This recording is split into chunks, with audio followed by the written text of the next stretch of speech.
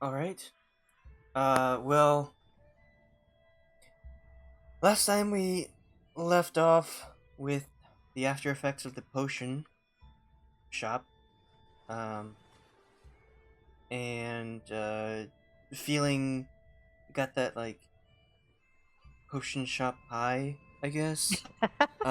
We went to a a bard bar. I don't know, some fun. Um, and then Shadow signed up for the competition, and uh, we heard a lot of people, um, and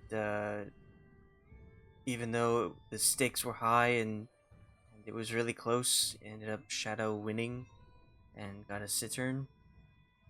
Got some sweet loot, and we then called it a night, and decided the next day that we would go out of the city for the first time in a long time. Um, and so we were heading out. We traveled some distance, came across some uh, farmer folk, and they asked us to help them with their cow. And we're like, oh, okay, we'll keep an eye out for that cow. Um, and then we kept an eye out for that cow, and we found that cow. Um, it was being prepared to be eaten by a family of owlbears. Um, it had accepted its fate to nourish another family, and just these group of 5 people showed up and said, "No, you're gonna starve. Not only are you gonna starve, but we're gonna kill you for eating animals, even though that's nature." And so then, like, we murdered that family of owlbears, and we're like, "Good, cow's alive." And 5 creatures had to die to keep this animal alive. And so we took the cow back to the farmer family, um, possibly a milk cow, possibly a cow that will be slaughtered anyway to feed them. But they healed up Ayre after Ayre took quite a beating, and sent them on their way. We collected a ton of flowers, a literal and figurative ton, or not flowers, feathers of owlbear feathers. And once we were satisfied with that, we very mistakenly went in the wrong direction thanks to a horrible Xerix memory. Um, Yeah. and so we ended up in a graveyard. Xerix was very excited about that. Um, Also, he was excited about cultists in that graveyard, and even though like he wanted to like say hi to him, they were not very friendly towards us, and they raised a bunch of those um, ghouls that we've encountered before. And then uh, that's where we left off. Yeah, Probably don't forget hostile. the most important part of you guys tried to stealth to get closer to them. But 2 of your party members were not so stealthy. The least dexterous people tried to stealth in, Yes, even though the Ayre, most dexterous people were like, "We've got this. Don't yes, worry." your paladin really clanked on. Well, the paladin isn't even wearing heavy armor. She went for a medium build, right? Yeah, Medium but armor. she still rolled a natural 1. Yeah. And then Bei-leigh, not Fail. too far behind with a 4. Mm-hmm. But yeah, so that is where we are. I will get you to that map, and I need you all to roll initiative. Initiative. Get this battle music started. Do, do, do.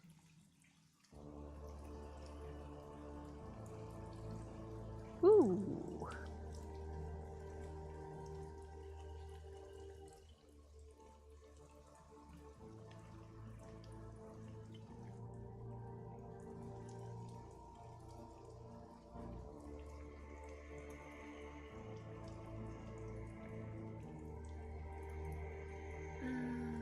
Okay. Now, I have this option if you would like me to control Ayre and Geldloth's character, or if one of you want to take control of them. I'll let you do that. I think, yeah.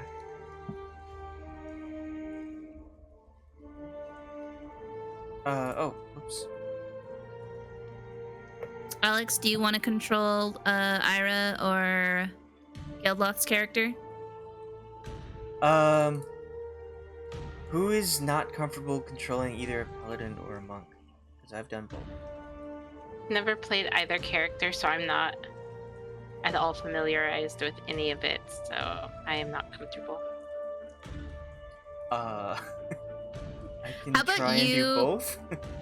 How about you do Geldloth, and I can control Ayre, on top Okay. of the 24 zombies. I don't and think combat will last too long.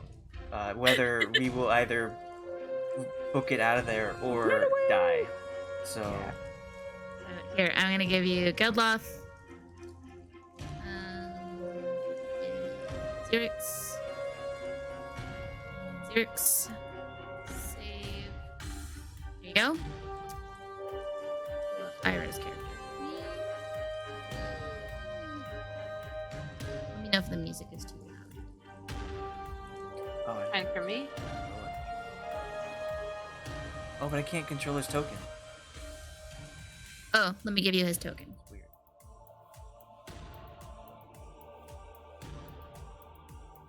There you go. Okay. Oh, good start.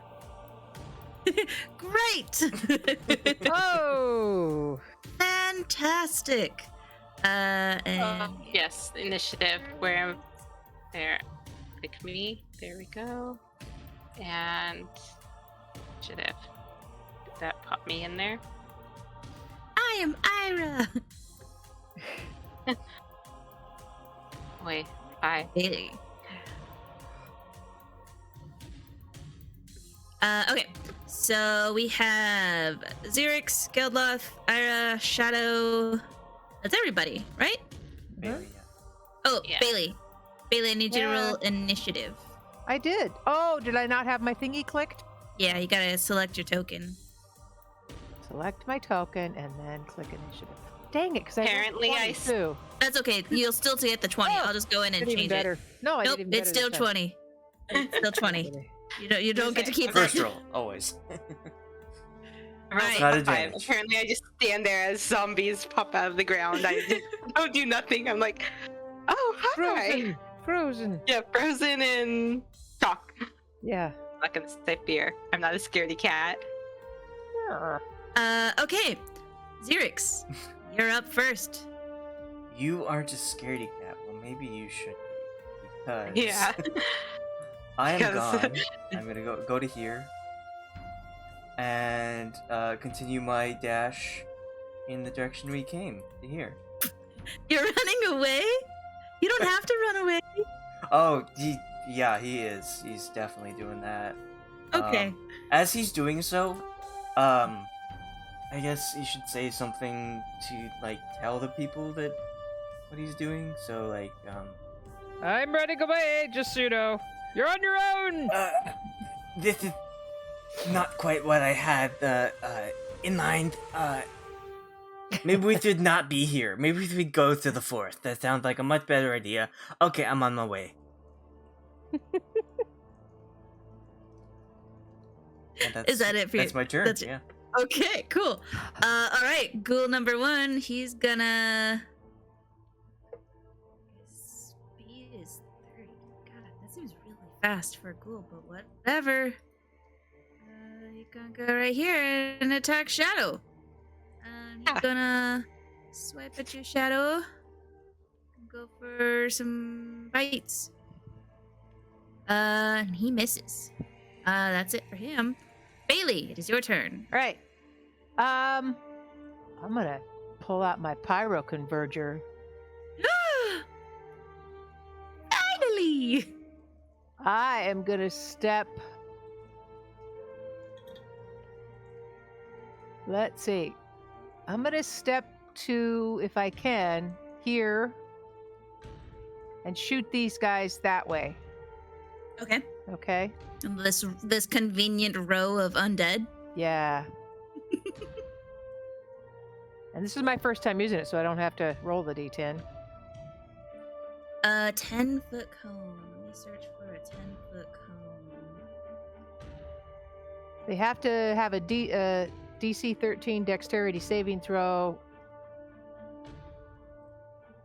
They take 4d6 fire damage if they fail it, and if they make it, they take 2d6.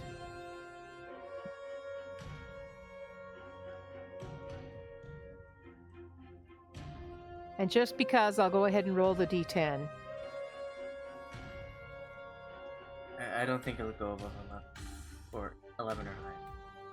Yeah, it's 11 or more, so it doesn't matter. But the next time I use it, so I'm going to go 1 on the pyro converger. Next time I use it, I have to roll the d10. Alex, is there like a key term that you search for cone? You have to do cone visual. Depending on where this person is, if you're there, you would go to the edge of the next square. So there's a square here, and you go to like, what is it, 15? 10-foot cone. So from here to here to here. Or we know. So from here to here. So it'd just be these two. It'd be from here to here. Oh, I see. So, Like that? No, wider. Up to here. Because it goes to the edge, I believe, of the next one. There. And then where's the next point?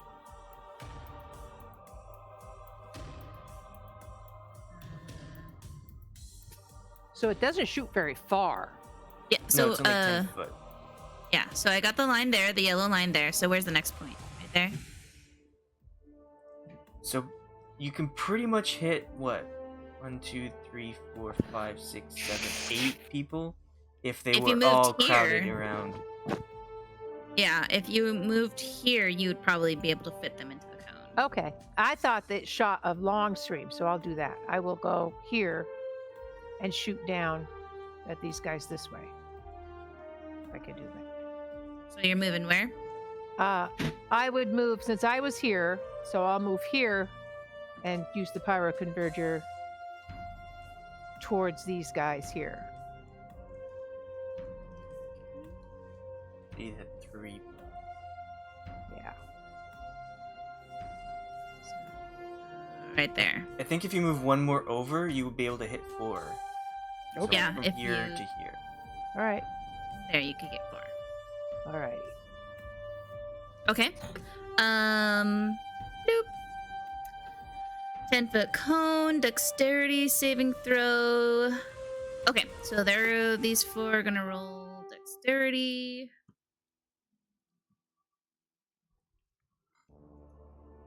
All right, so only one of them passes. The other 3 fail that dexterity saving throw. So I So gotta roll your damage. 3d6. Oh, looks so 18 damage. Yeah, On a 18 failed fire save. is my 4d6. So, And half damage if they half damage on the one that made this throw.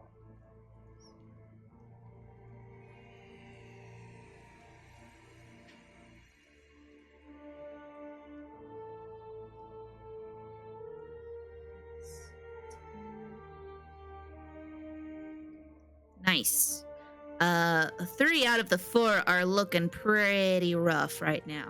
No, they're not dead though, huh? Okay. They're not dead, but they're barely hanging on. Is that it for your turn? I step out of clawing range for sure. So after I shoot it, I'm gonna move back. Ooh, those are more graves. I'll move this way. How far can I move? I'll move this way. Back where I was. So Okay. I Yeah, shot and went back. All right. This Kraken priest here. Yeah. Okay. With the combat happening over here, this Kraken priest looks and scans the battlefield. I need Geldloth and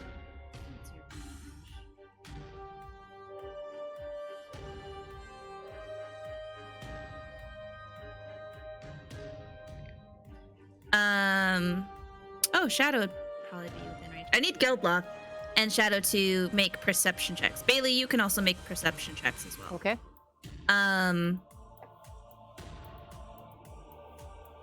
That's Oh, right. jeez. All of Xerix, you're just busy running away. No, that's Geldloth's roll. Oh, okay. Geldloth. Wow, and he has a +8 in perception. Oh my god. I mean, all right. do you want to go for the passive perception floor of 18, or they rolled a 1? Let's do that for Geldloth. What's Geldloth's passive perception? 18. Okay, yeah, for sure he hears this, and he's closest. So all of you can see that this creature, you can't see his lips move because he doesn't have lips. He's just got, you see his tentacles kind of flopping around where his mouth should be.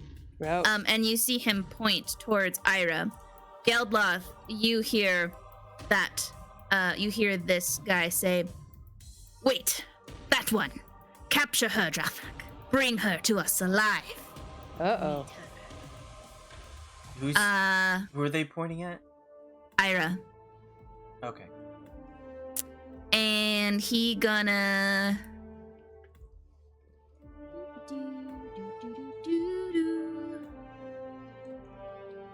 He is going to cast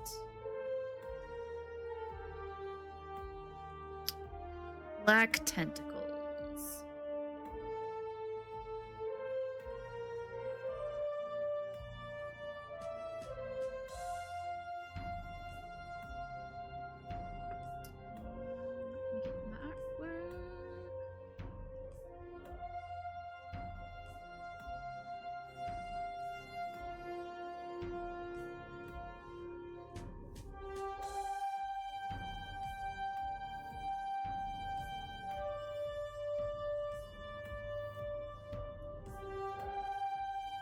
There we go. Let's see the range on Black Tentacles. 90 feet. Ayre is 75 feet away. He's gonna cast them right here. Oh, them tentacle things. Oh, Yeah. man, I hate those things. There, so Ayre's in the corner. There. And Ayra's gonna roll a dexterity save.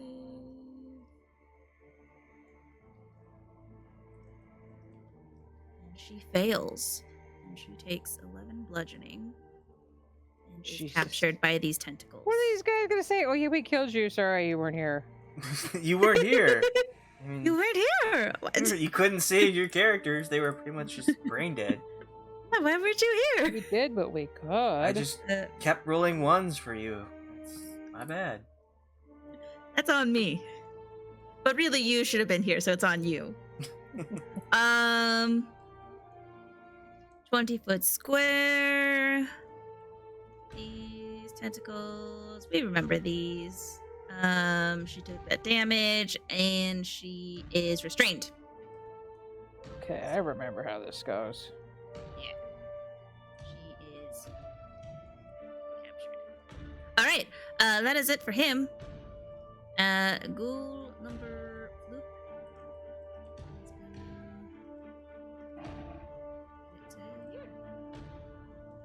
I don't know why it's showing a 0.3, but the map got moved. I don't know. Alright, that's his turn. This ghoul.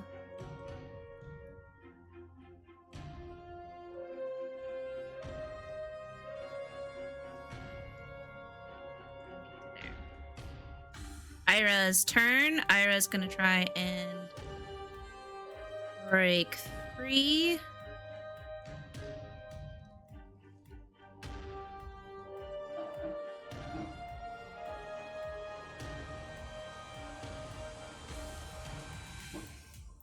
She's gonna go for dexterity.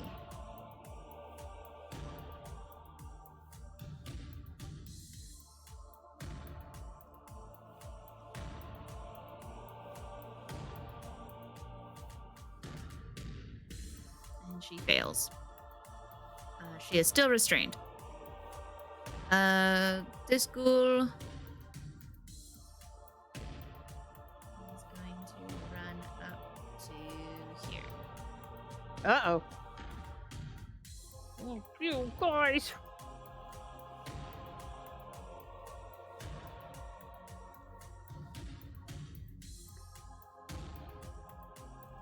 Go make my hot chocolate. Don't kill me while I'm gone. That ghoul. I guess the tentacles would also affect the ghouls, wouldn't it?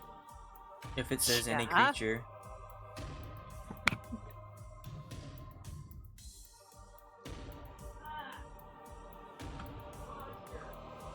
Yeah, when a creature enters the affected area for the first time. Yeah, so okay.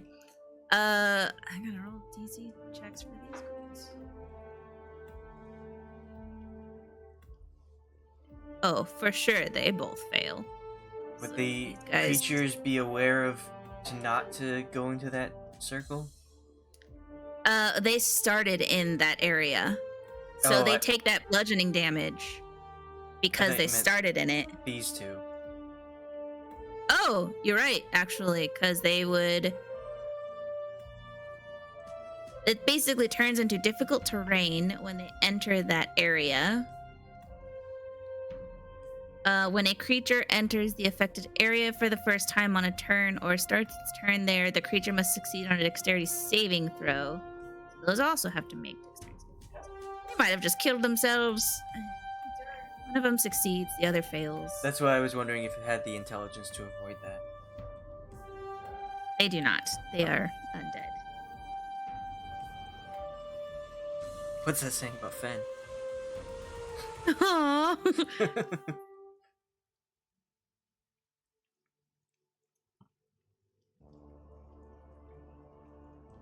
Okay, yeah, one of them. Great. And this one. Takes that 11 and is restrained.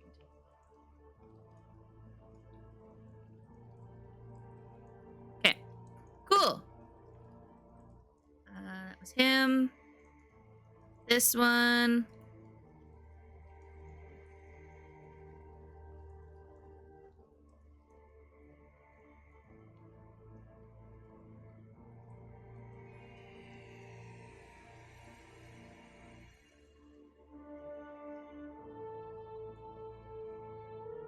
I really don't know why the map is being weird.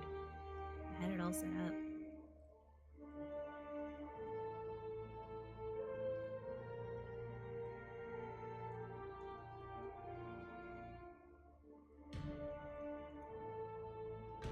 This one's gonna try and just hop the fence.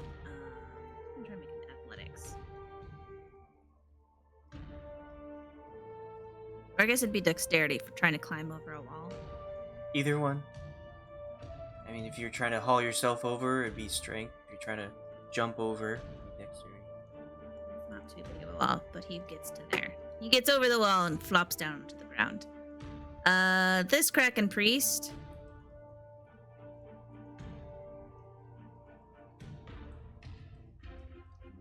His full range. There.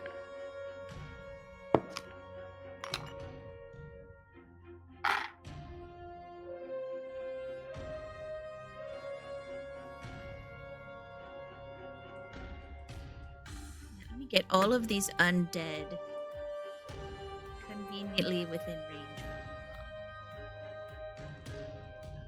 Okay.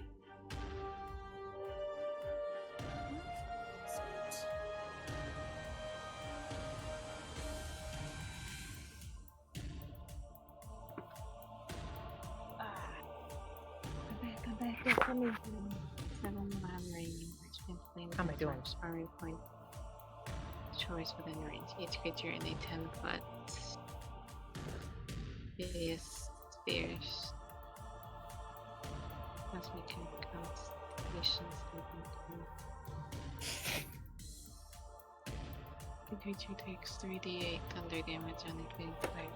Yeah.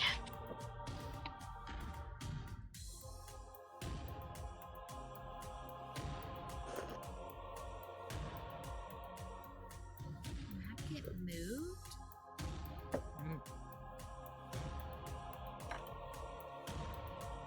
There.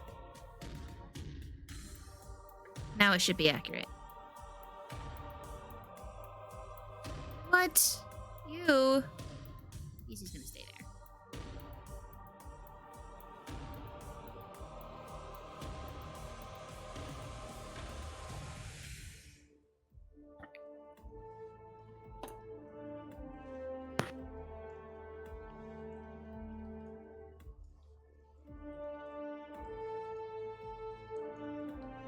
He's captured. He is also captured. Actually, he's gonna try and hop the fence. He succeeds.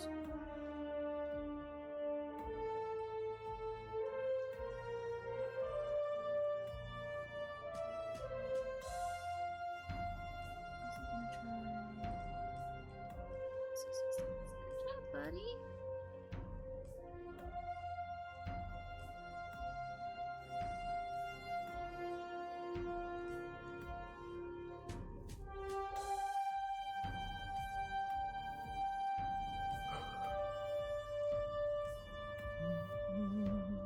This one's gonna try and attack you, Ayra. Or not Ayra, excuse me, Shadow. Okay. And what do you Advantage, so do? does an 18 hit? Yes. Okay, you take 10 piercing damage as this ghoul comes up and bites you. Piercing, huh? That's what it says. Those teeth. Oh, Those Alrighty. teeth. They must Alright, be Geldloth. sharp. After all that nonsense. What would you consider picking up a person or picking up a creature? I guess Picking up a creature I would consider to be athletics. an or action. lifting. I think usually we allow a skill to be done as a bonus action. Okay. Then he will see all this and what is converging, and he will run to here.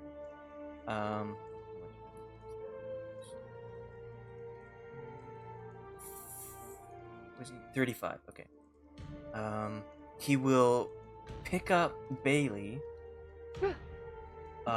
If you allow it, unless it's contested. No, I won't contest it. Okay. So do I make an athletics? Yes. Okay. Because she's about to get overrun. You don't have to make it with disadvantage because your opponent is willing. Okay. A 10. Okay. Pick up Bei-leigh. I'm gonna say that, yeah, you pick her up. Okay. She's willing. And so, he will say, I don't really think that this is a right place to be, little lady.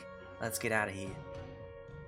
Pick her up, and then, I was 35 feet, so I got an extra 10. So I can move,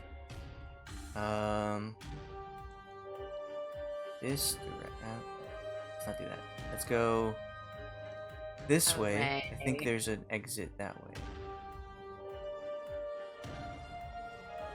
Or something. Is there an exit down here? I don't know.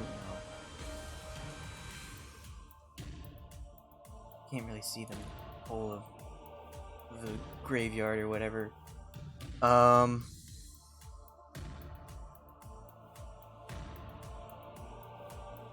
Yeah, just away from the tentacles. So Get away from the tentacles! the two of us will go over here with a key point dash.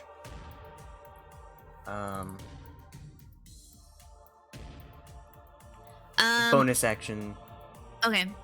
This one will try to make a swipe at Bei-leigh.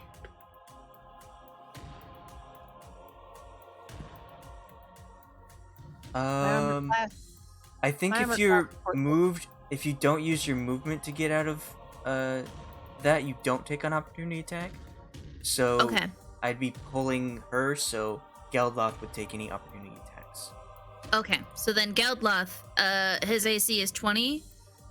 Yeah. So And this thing rolled a 20, so I believe it still hits him. Is that right? yes. So Tie goes he to the takes- roller. Okay. He takes 8 slashing. If the target is a creature other than an elf or an undead, it must succeed. It must make a Constitution saving throw. You need to beat a 10. Oh shit. Whoa. No good rolls. Does that mean I don't move from that space? Yeah, he's it paralyzed? means yeah, you are paralyzed for a minute. Oh boy. Okay. So I'm in there next. going, are you going to put me down or what? So Bei-leigh, I'm like, oh, Geldloth I'm gonna get comes and rescued. Yay, and grabs, picks you up, and he's holding you over his, like, he just kind of tossed you over his shoulder. no. Yeah. And he starts to try and run away, and one of the zombies just nicks him in the leg, in the calf, and he goes, ah! And he can't, and he just feels himself freeze up. And so, oh my gosh, I would think that he would drop you. So Bei-leigh, you are right here now. He drops you there. Okay. And you see Geldloth is frozen in position. Oh dear. Anything else you want to do? I can't do anything else. Okay. Shadow, it is your turn. Okay, give me just a second. I'm just writing my notes. Also, okay. he wouldn't have taken that key point out because he wouldn't be able to bonus act dash out of there. That's fine. Yeah, Should- so put it I back. should have disengaged, but wouldn't have gotten very far. Well, and it was the thing, it's like it was Bei-leigh who was in combat. Okay, so I'm going to cast Shatter. Yeah. I'm gonna do it from this point, from on this guy, because it's in a 10-foot radius. So it'll hit. Yeah, so it'll hit these ones right here. Oh, I guess those guys right there from his point. Doesn't reach him. There. He's a little So it hits all 4 of these guys. past. Well, Oh wait, It would it would hit all 6. Oh, I see. You're rolling. Let's see who passes. Okay, no, that's not what I'm Oh. doing. I'm trying Oh. to the radius. Yeah, the radius. There you go. There's the radius. 10, 10, 10, 10, 10. Okay, so it hits all 6. What do they need to see Constitution save? Would the DC be 15, or would I? Is that what? Yeah, it is a 15. It spell- is a 15. Yeah, 15. There's 6 of them.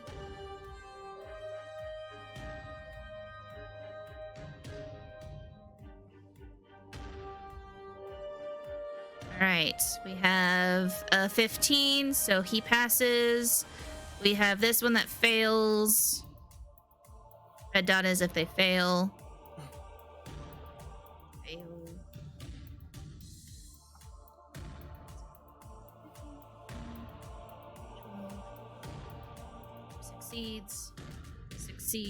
Succeeds. So 2 of them fail. Do they take 15? You know what? They do. And then is this the one that has something in this? I was looking at 2 different ones, but one. So let me make sure.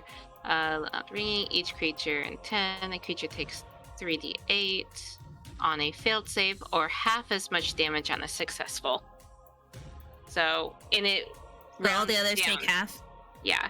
In 15's an odd number. Would it round down? So Or it would would be they round do- down to 14. And so that means Okay. they would take 7. Okay. So all these others. Is there anything that happens to them? Like they're deaf? Let's see. Nope. Creature made of inorganic material such as stone, crystal, or metal has this advantage. A non-magical object that isn't being worn or carried also takes the damage. And I didn't do it in a higher one, so nope. Just Okay. they take the damage. Okay. Anything else you want to do? No, actually, You no. can. I was thinking about moving, but I'm not quite sure where I'd want to move at this point. Okay. Oh, and these gravestones are like 2 feet, 3 feet high. They're really small, gravestones. So they're easy to just kind of step Hop over. Yeah. Yeah. I'm just gonna roll over them. All right. This lazy bastard up here is just gonna stay where he is because he's a lazy bastard, and he's just gonna watch. This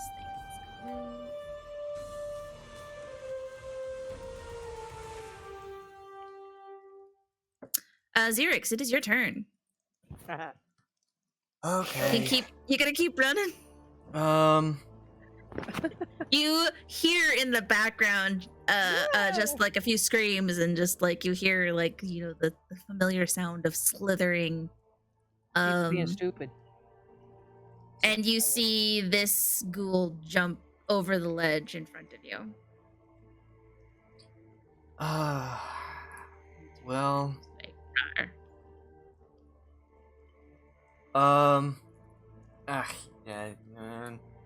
no. I mean, there's no good answer. No honor among thieves, right? He'll run back here, take those 2 opportunity attacks. AC is 18.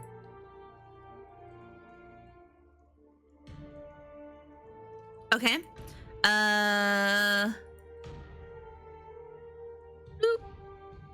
Bloop. Miss and miss. Okay. We'll attempt to free Ayre from the tentacles. All right, that's gonna be a athletics. And wouldn't you know it, none of us are good at strength rolls, so 15 probably doesn't do it.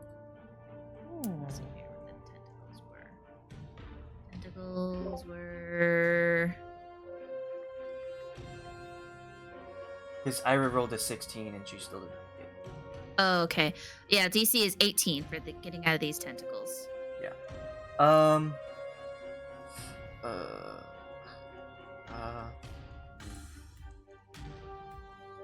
I guess I'll stab. I don't have any. I am a single target burster. I do not have AoE spells. That's why I am running. And same with Geldloth. He is also a single target burster. He does not have AoE. So. Oh, I see what you're saying. So, like, fighting a horde is not his forte, especially when there are 3 tentacle-faced creatures. Everybody get behind the pyro converger. The pyro converter will save us. It backfires and everyone explodes. Okay, Yeah. Hey, that's also an option. It's also an option. go out Everybody in a gets it. burst of flames. Okay, so, well, that was my bonus action, yeah? Athletics? Yeah. Okay. Green Flame Blade. Green Braid. Do it. To hit 20 That hits. for 8 piercing plus. I'm 4 assuming it's the fire. one. I'm assuming it's this one right in front of you. Yeah, I can't. That's the only one I can hit. He dies. He crumbles up in front of you. Don't worry, sneak attack, 11 more damage. He is so dead. He is not coming back. There's no way in all the realms that he will ever come back after all that damage. So You're making filet a ghoul. he only died after 12 damage? No, he only died after 4. Oh. I don't remember. Is he the Okay, guy- whatever. He's the guy I got before. Yeah, he was I part guess of Xerix one didn't of see Bei-leigh's. Bei-leigh. He on closer look, you realize like there's fire damage before you hit him with your green flame.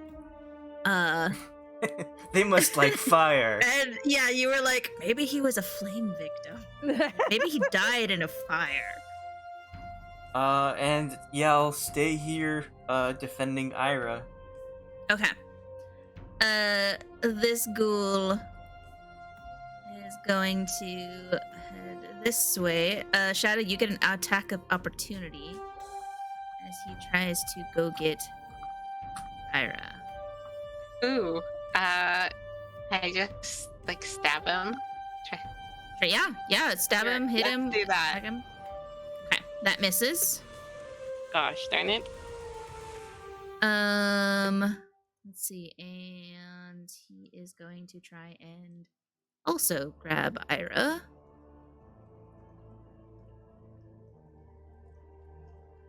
And he fails. Because gosh dang these tentacles. Bei-leigh, it's your turn. Right. Pyro Converger. I am going to step to here, I think. I want to step to like here. I'm going to put myself in a position so I can hit the Pyro Converger and get these guys. Get that guy, that guy, that guy, maybe that Over here? guy. Yeah. I'm going to try not to get Geldloth or Shadow. There we go. So here's your range. Yeah, I want to see.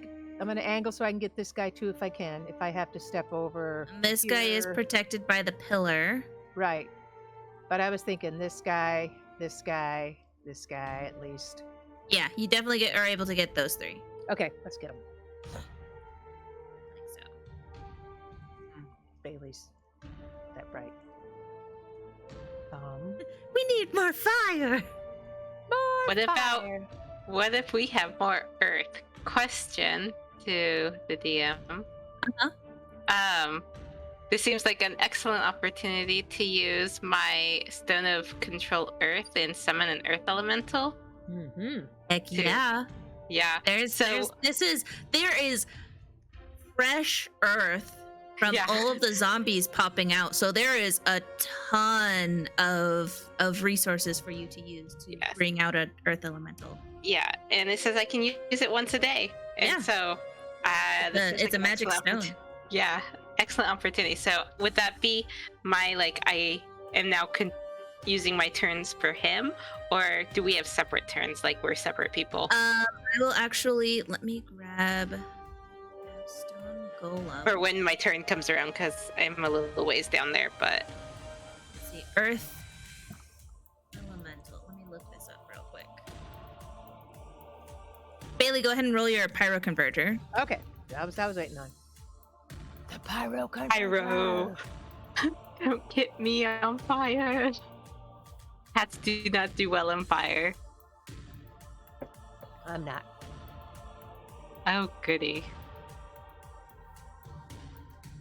Don't forget that D10. Oh, and I got to roll the D10. Oh yeah. Phew, I'm good. Did you roll it? Oh, okay. Mhm. I didn't see it. Sorry. Yep. I'd have to roll a 10 at this time. Now I take one off of the Pyro you use Converger. the Pyro Converger, roll a d10 and add the number of times you have used it since your last long rest. If the total is 11 or higher, the Pyro Converger malfunctions. Oh. So this would be the second time you've used it, right? So you're Yes. fine? Yep. I'd have to roll. Yeah. I would have had to roll a 10. So every time I use it, it gets a little more ready to malfunction. Oh. Oh, when the total reaches 11, not how many times the total is. Like, That's right. you've used it twice, not... Yeah. Okay, so it's not 2, it's 5 plus whatever you rolled the first time. I Yeah, 5 get you. plus, yeah, it's 5 plus 1 because I've already used it once. So next time I roll, I'll have to roll a d10 and then add 2. Let's see if I've reached 11. Well, let's hope not. We don't want malfunctions when it comes to fire. I know. All right, I have brought you your earth elemental. that There this- is The big guy right here. Why is it yeah. circling it up? So here's the token. There we go. Yeah. out. So let me know when you want to bring it out. Okay. Have him on the GM layer now. And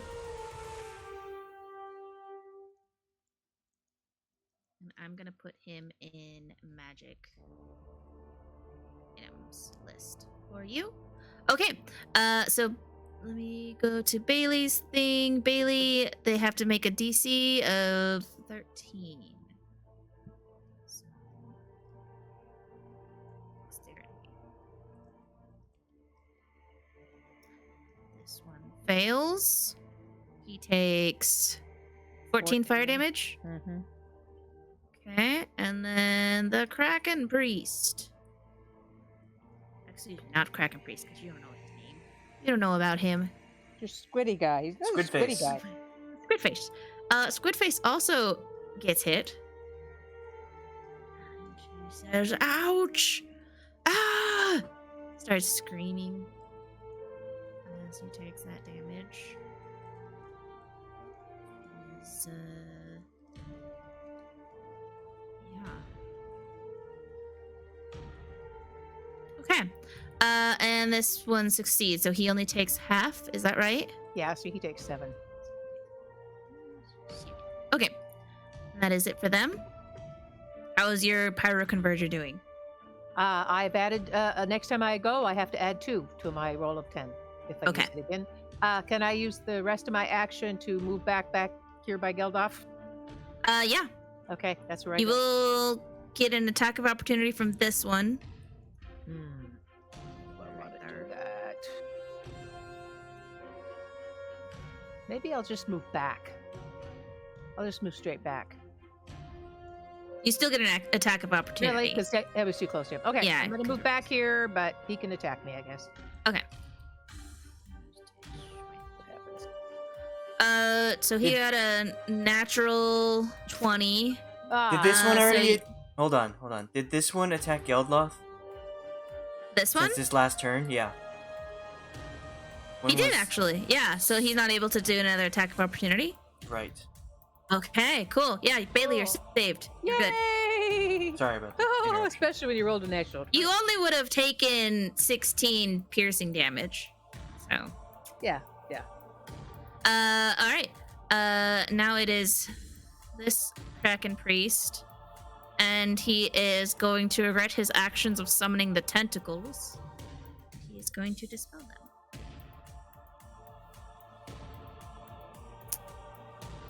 And all of the restrained creatures fall to the ground. And he's going to move this way.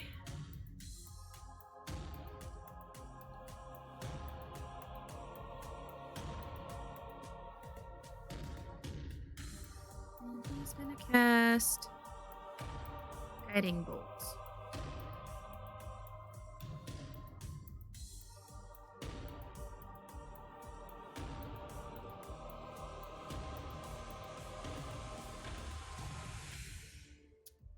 He misses. And that's it for him. He's Okay. just gonna be like, that tentacles. They're cool. Bad idea. Oh, sorry. Sorry, Drothak. Sorry. Continue to get her. Just, I can't help you much. This thing's gonna get to here. This one is gonna run here. Ayre is going to get back up.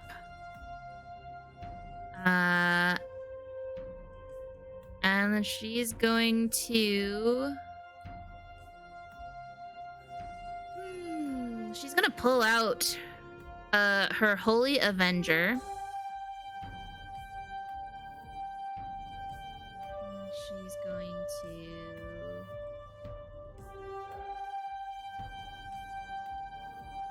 turn to Xerix and say, "Are we running or are we trying to fight these things?" It's gonna take a very long time if we try and fight. Well, what about Geldloth? He seems stuck. I don't know. I was trying to help you. All right, I'm gonna try and grab him. Cover me. I can't cover. Okay. She goes running in. I can't. Whatever. Okay. It's fine. It's your funeral. Gonna run here. You're already in the cemetery. Don't have to go too far. And attack this one that isn't looking great with her Holy Avenger. And she slays it.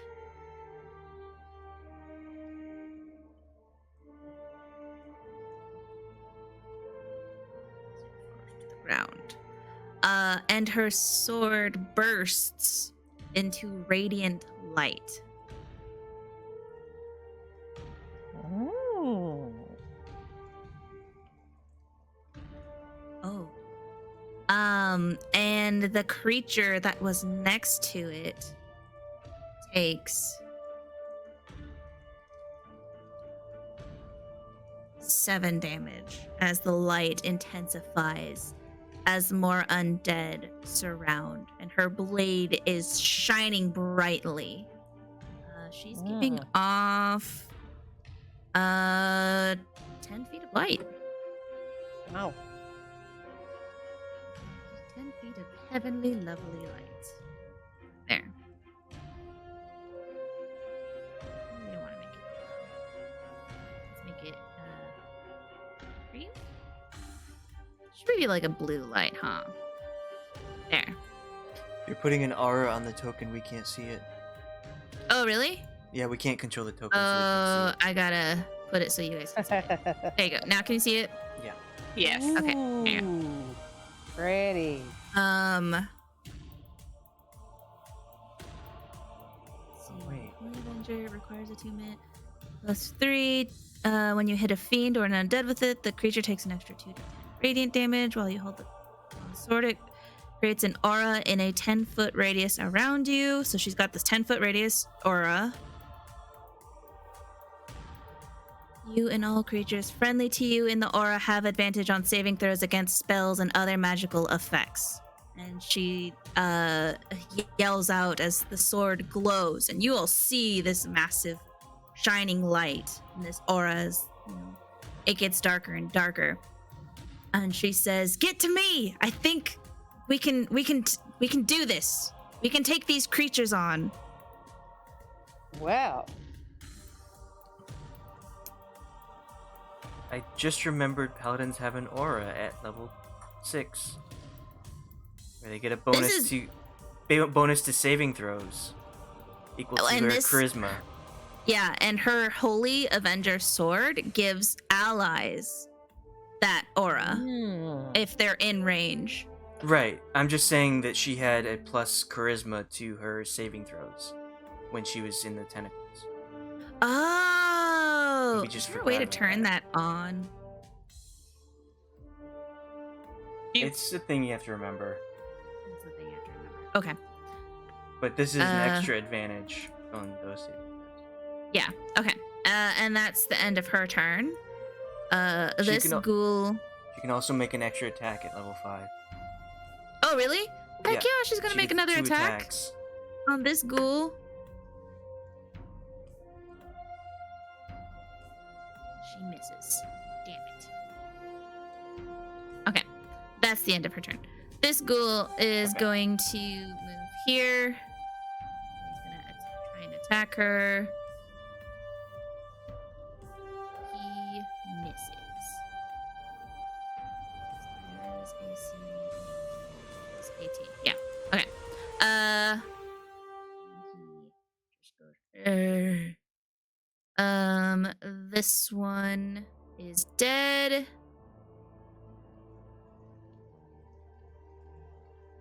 This one is dead. This one's gonna do.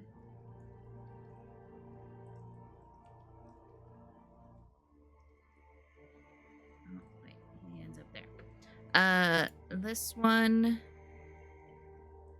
is gonna move here and try and hit Shadow. He. It's dumb. Oh, it's so dumb. So,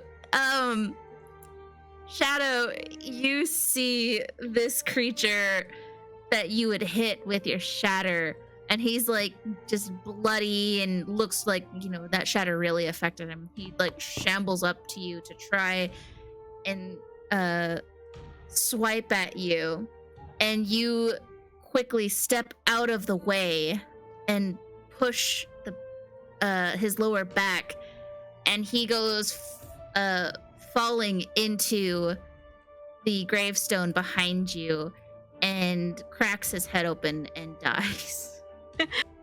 Because he rolled a natural 1. That's how I roll. Oh god, what an idiot. This one is gonna come to here and try to attack you. Alright. And hope that he is. Okay, he misses. But he's alive, and that's all that matters for him. This thing's gonna come up to you, Xerix, and try and attack you. Does an 11 hit? Does not. Okay. This Kraken Priest is going to... I should stop saying their name to you guys. Mm-hmm.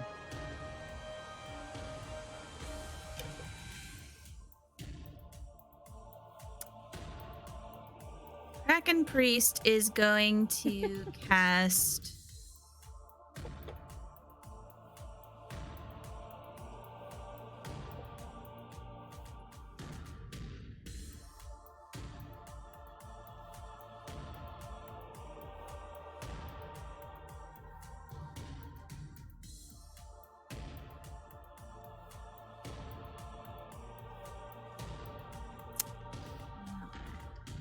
he's gonna cast, I guess he's gonna move up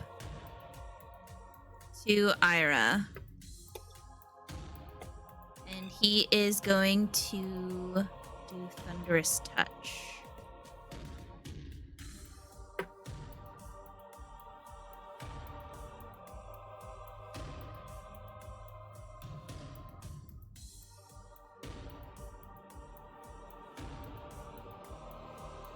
And Ayre takes 21 thunder damage. Ooh. As this lightning springs evil emperor style from this priest, this cultist, and hits Ayre. And he laughs maniacally and is like, "You will come with us." This ghoul come this way. This one, I'm gonna shamble over here. This one's going to try and go after you, Bei-leigh. This one's gonna try and hit you, Bei-leigh. Yep. Okay.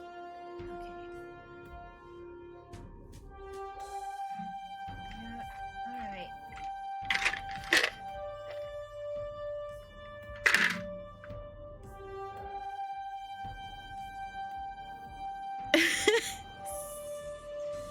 So dumb. And he goes to try and swipe at you, and you quickly just bend down and duck, and this thing goes flying over into this undead, and cracks his head on the pillar and takes 9 damage. It's handy when they take themselves out like that. It really is, you know, they're undead. They're not the brightest things around. This one is going to try and hit you, Shadow. Does an 11 hit?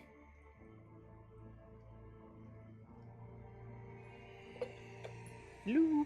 I'm going to assume no. Wait, what's your AC, Shadow? Shadow? My AC? Sorry. Yeah. AC is 14. Okay, so he misses.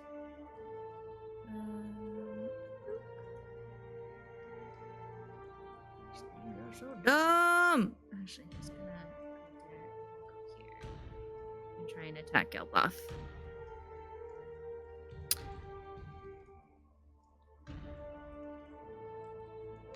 So For a creature that is paralyzed, an attack against them is an automatic hit, correct? No, it has advantage, but if it hits, it's a crit. Okay. Well, he didn't hit either way, so.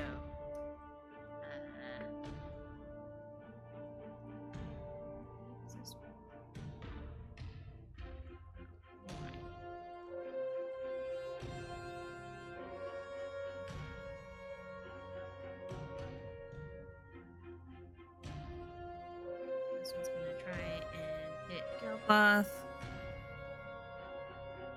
He also misses. This one's gonna try and come up and hit you, Shadow. He rolled a 20, not natural. As he comes up and bites you for 12 piercing damage. Well, okay.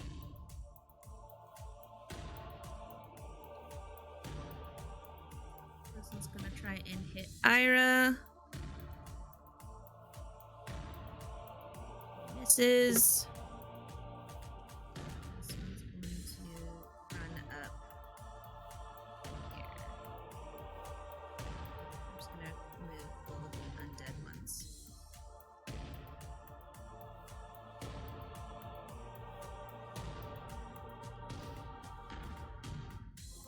There. He did.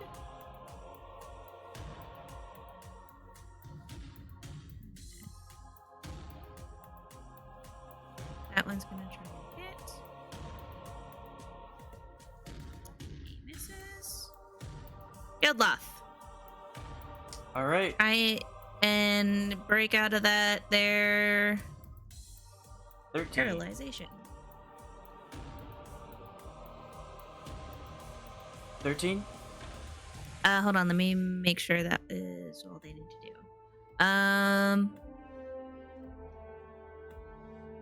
Yeah, that you're on. You're no longer paralyzed. Cool. That's my turn. I think, That's it? right? Yeah, you can't. You have to make the save at the end of your turn, right?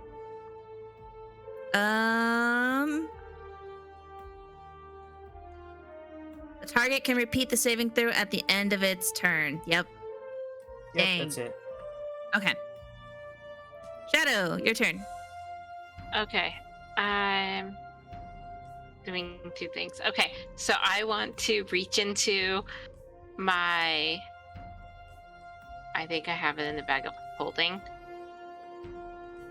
I do not. I just have it in my bag. Okay, so I want to reach into my bag and I want to pull out the stone to control the earth elemental, and I want to set it down.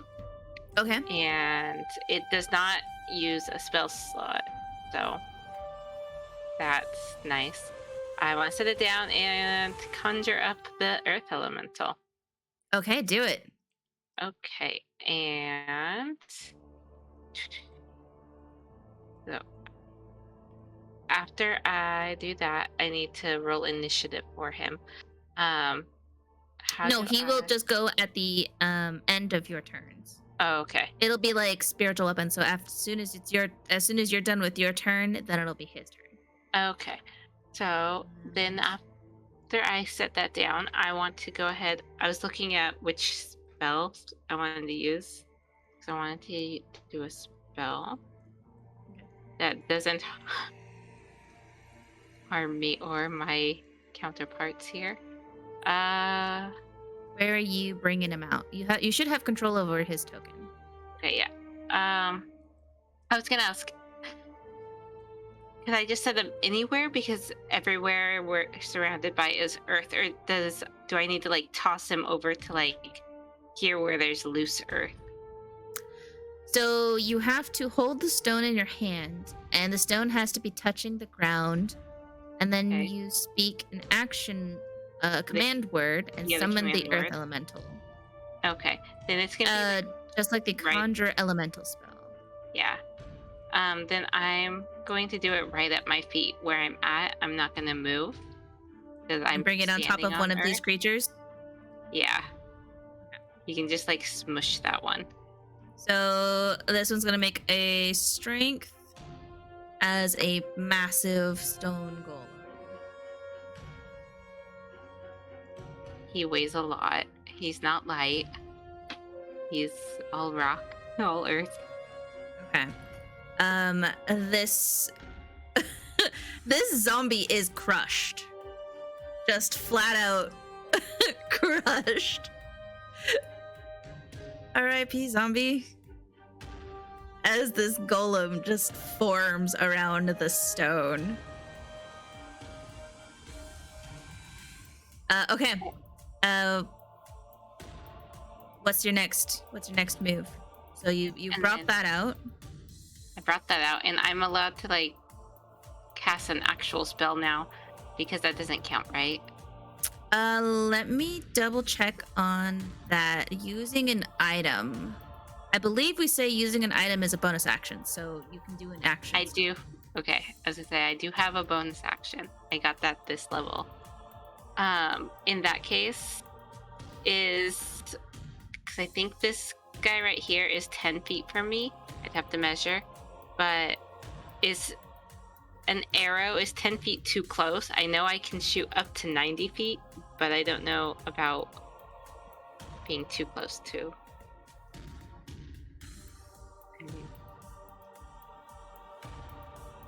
Too close would be within 5 feet. Yeah. Okay, so 10 feet is fine. Okay, then in that case, I want to shoot at this big bad guy who keeps going after Ayre.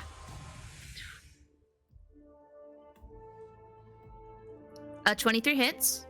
Okay, so it looks like a 4 and an 8, so 12. What kind of damage is it? It is, let me open this up. I believe it's the initial damage and the...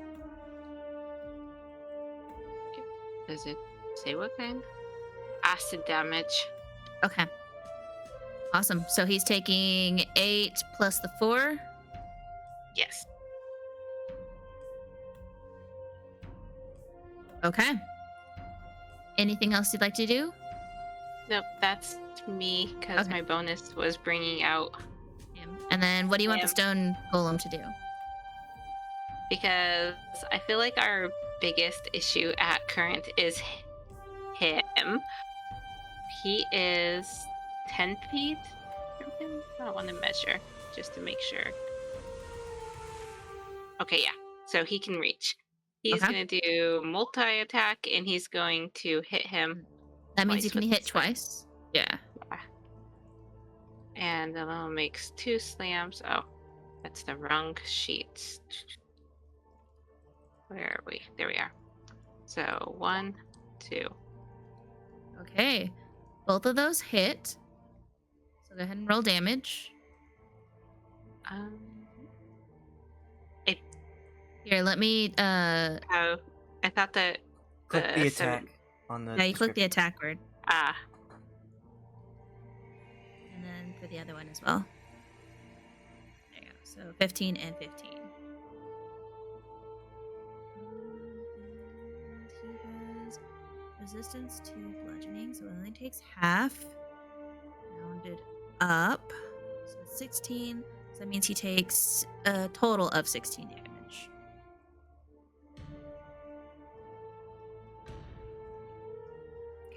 15 plus the 12. Yes!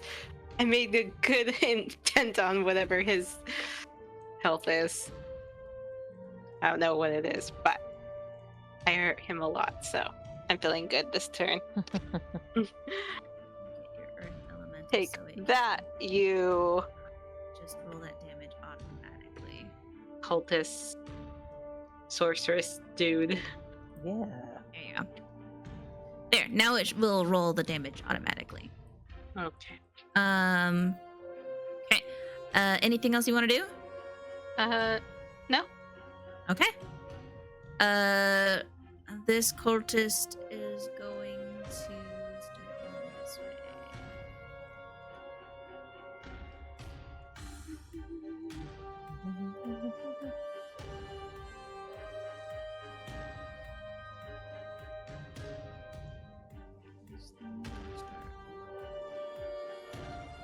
He's gonna try and attack this elemental.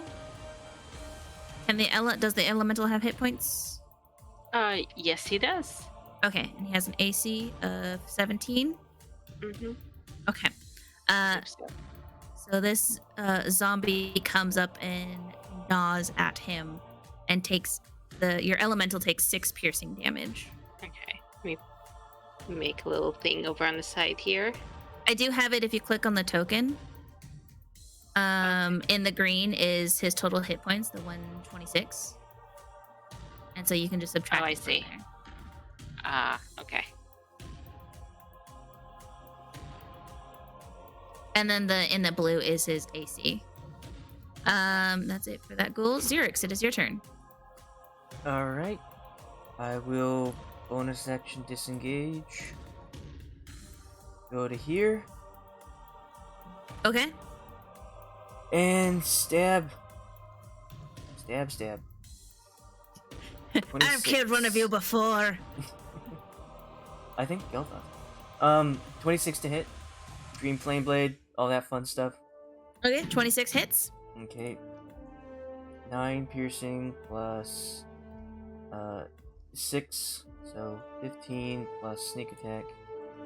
11. Okay, so the piercing damage he is resistant to piercing, so he only takes half of that. I have a magical weapon. Oh, okay. So yeah, then he takes that. So he's taking So it's 26 total damage. 20 piercing and 6 fire. Okay. Why was it you didn't want to fight these guys? It's a good thing you have a magical weapon. Yeah. He is not looking good as he's like holding his stab wound, and it's like, "Ugh, you can't prevent this." We're gonna try anyway, I guess. Anything else you want to do? That's all I can do. Okay. And I will be right back. Okay. This ghoul is gonna run up and try and attack Ayre. He misses. Bei-leigh, it is your turn. All right. Scorching Ray. Oh, okay. Scorching Ray on. Oh, I'm gonna move into the. Can I move past Geldloth and still do a spell? Yeah, you can move through Geldloth. Okay. I'm gonna move into the ray or the aura that I saw, Okay. and I'm gonna do Scorching Ray. Let's see. I'm level You'll 6. take an attack of opportunity just from one of them. Oh no. All right. So he misses. Okay. Where's Scorching? Oh, it's level 1. No. Fireball. No. Where did I find it? Oh, here it is. All right. 3 rays of fire and hurl them to higher levels. When you cast this level using spell 3rd level or higher, you create 1 additional ray for each spot above 2nd. So I will definitely be casting it at 3rd level. And I should have 1 extra ray. So that means I would have a total of 4. Okay. I want to hit this guy, this guy, this guy, and this guy. Those 4. So I just roll it 4 times. Let me take a look-see. So, Scorching Ray. Range spell attack on each ray, and hit the target takes 2d6 Sweet. fire damage. Create 3 rays of fire and hurl them at targets within range. You can hurl them at 1 target or several. Make a ranged spell attack for each ray. Yep. So just Roll go to your front, your core page though, to roll it from it. Oh, I thought you wanted to roll from the spell page. Okay. When you're doing like an attack spell like that, it's best to do it from the core. All right then. Good. All right. 1, 2. Okay, what was that first one at? Okay, I started with this guy here. Okay. When So I that rolled hits. 2, 3. So that, 4. hold on. So this one hits. Okay. So roll damage. Oh, isn't that it? Yeah, isn't that my No, the 22 is the that's hit, and then you gotta roll damage. So 4, 8. this thing gets crumbled to pieces as he bursts into flame and falls down. This one. So this one is a 14 that hits. Okay. Roll damage. He also gets crumbly as he burns to a crisp.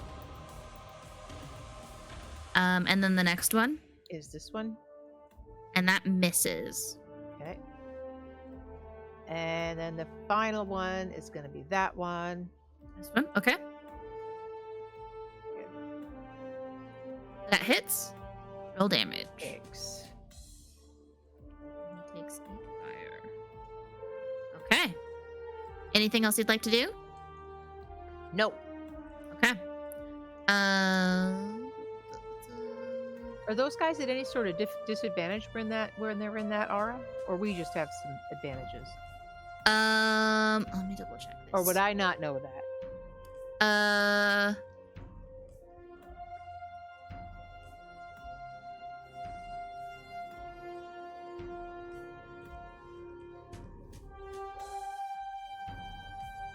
So you have advantage on saving throws against spells and other magical effects. Ah.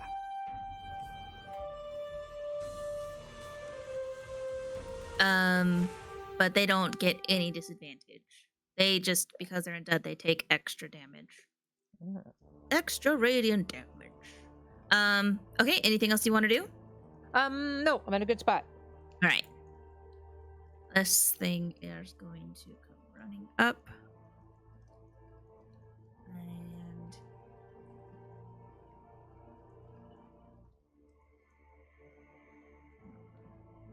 is there?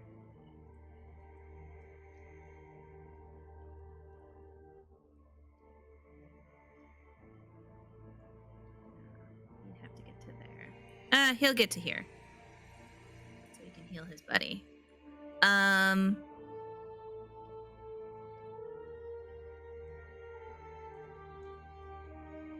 Yeah. Okay.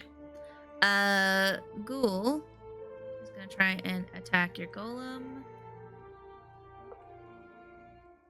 16 misses. Ghoul. Gonna try and hop that fence.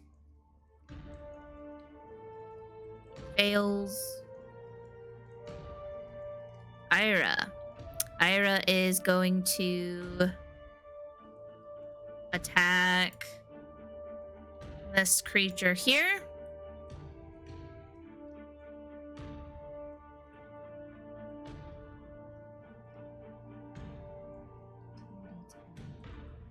Two D10. 2D10. 2D10.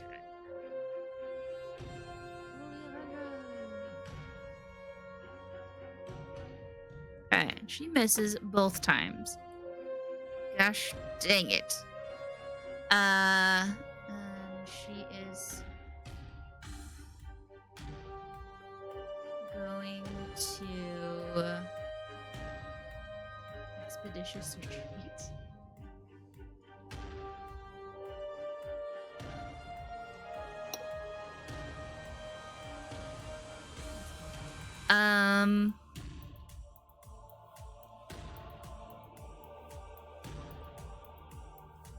She is going to cast Misty Step.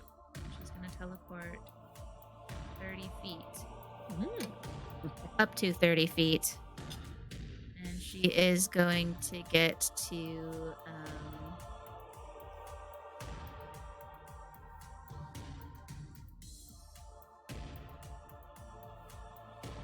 here. So that next time she has advantage on attacking this thing. Okay, cool. Gonna try and attack you, Bei-leigh. Does a 14 hit? My DC is 14. Okay, so you take 8 piercing damage. Okay.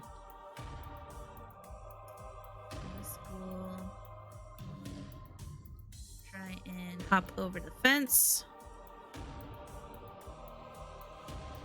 He makes it. There. This way.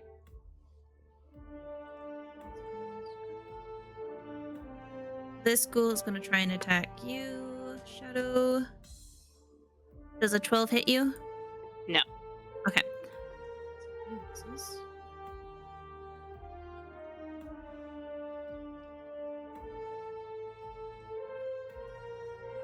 gonna try and hop the fence back. He fails. Kraken Priest. Kraken Priest is going to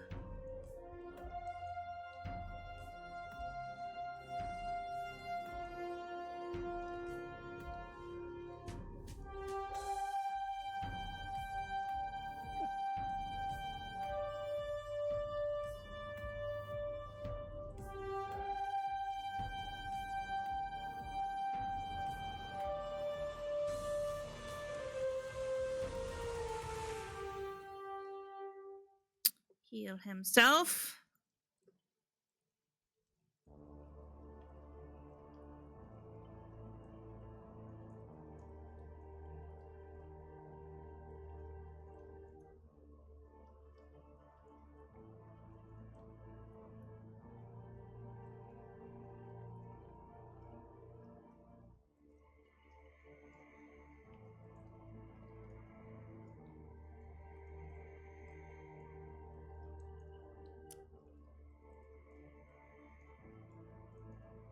And then he is going to cast Thunder's Touch.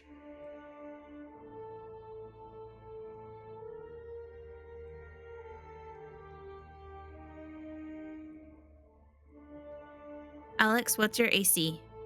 18. 18. Okay, he misses. Thank goodness. This ghoul gonna try and attack Ayre.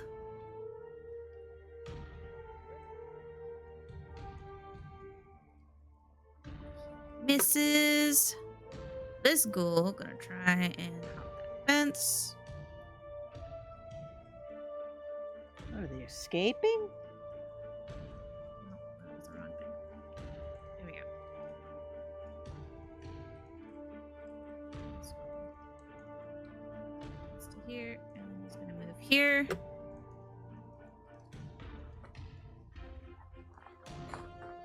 This one's gonna try and attack you, Shadow. What do we got? 17. Does that hit? Yes. Okay, you take 9 piercing. Okay. This one's going to here.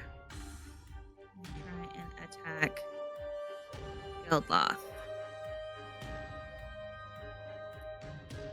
That misses.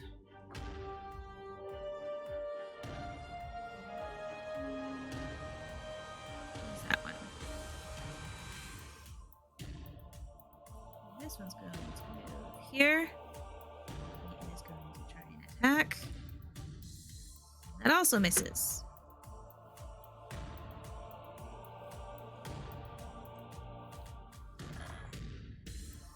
This one's going to try and attack you, Shadow. He misses.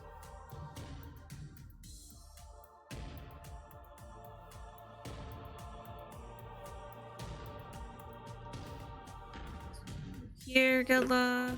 Or not Geldloth, Xerix. He also misses. Oh my gosh.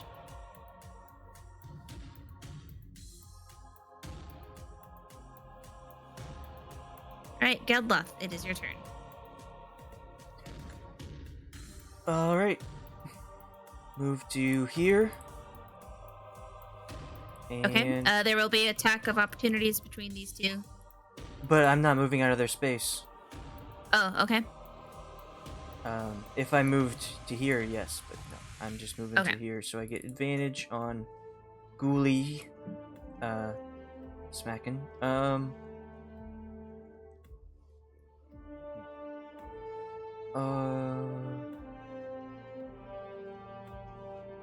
Make some attacks, I guess. A 15 to 15 hits? Yeah. And describe to me 11. how you slay this thing. Step out of to the side and just start punching. He's had plenty of time to rest, and so he's starting to punch. And then bonus action, punch the other one Here. Okay. 21 hits. for 11 damage. Okay. He is still standing. He's still up. Okay. I guess that's it. Okay. Shadow, it is your turn. Okay. Let's see here.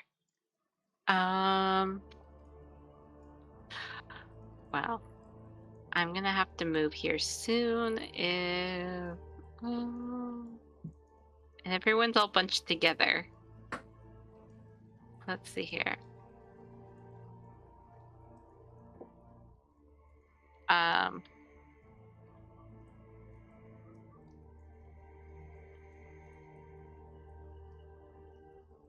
What's this one? Well, I'm less concerned about that. That goes down 1. I don't want to harm my allies, but I kind of actually. No, I don't want to do that. We're just too.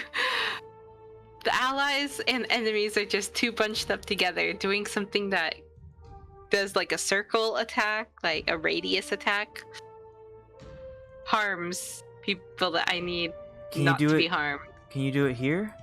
Like, this is where a bunch of creatures are that we aren't. Yes, let's see here. Let me do the measuring, because it's 10 foot, it's that shatter. So let me just do my 10 foot. We don't want to do that, but we could do... Okay. Yeah, you can hit all these creatures. Yeah, so... Yeah, I guess I'll do that. I'll do the shatter. And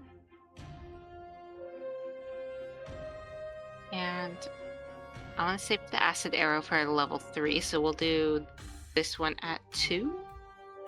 Does 14 hit any of them? You were casting it at the center where? Right here. Oh, let me go back. The center. Right here? Yeah. Yeah. Okay. So it hit this one, this one, this one, and I wasn't sure if that one says 10 feet that way, but I wasn't sure if that looked like it was way too far. So the point is right there.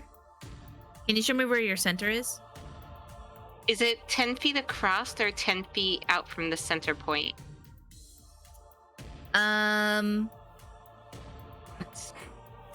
What's the description on this? So I have this circle to be 10 feet. 10 foot Times- radius sphere centered on the point. Okay. That must make a Constitution saving throw. So you have to pick a point. Okay. So radius is 5 feet, right? Out? Yeah. No, Okay, it says so... radius is 10 foot. But I'm having a blonde... actually, it's not blonde. It's just a stupid moment where I don't remember. Is radius from the center out, or is that the distance across the whole circle? Radius is the distance across the whole circle. I Okay. thought that was diameter. Diameter is where it's only to here, right? Or maybe I have those flipped. Here, we'll just do Yeah, a Google radius real is fast. from the center, Google. diameter is across. Radius. Radius would be from the center out. Yeah, radius is Diameter. center out. Okay. Okay.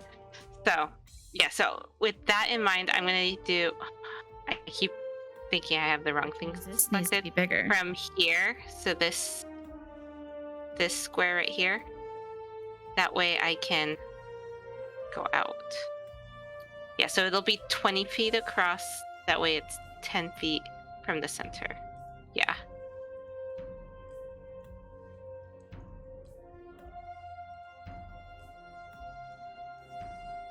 That's not... It'll go out just a little bit more. But, so I want to, that's, There. yeah. So you're trying to get it to there. So it'll get I don't want it to hit Xerix, but I want to try to get as many as possible. Okay, so you got these 5 in the circle. Okay. That works. And what do they need to roll? Constitution. Yes, Constitution saving throw. And they have to beat my spell's DC, right? Yeah. And that's a 15. So this one fails. Fail. Succeed. Succeed. Fail. Fail. What's the damage? 14? 14 thunder damage? Yes, rolling, 14. And then I believe if they succeed, they take half. Okay. Yeah. 7. So that was 7 for those other 2. One dies.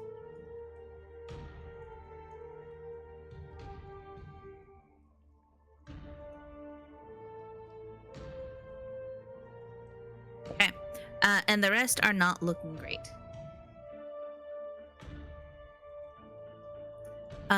Anything else? Nope. That looks pretty good. Okay. Golem? Elemental? Oh, yes. Yes, let's do the golem. He is going to see this new guy approaching. And he's going to do a multi-attack on him. Okay. Doo, doo. There we go. Okay. Both of those did that hit? go 3 times? It's just the first 2. Okay. So the first one doesn't hit, and the second one does hit. Okay. So he takes 16 halved. Takes 8 damage. Anything else you'd like to do? Nope. We're gonna stay right here and Okay. keep my concentration on him. Do not want to lose control of an elemental.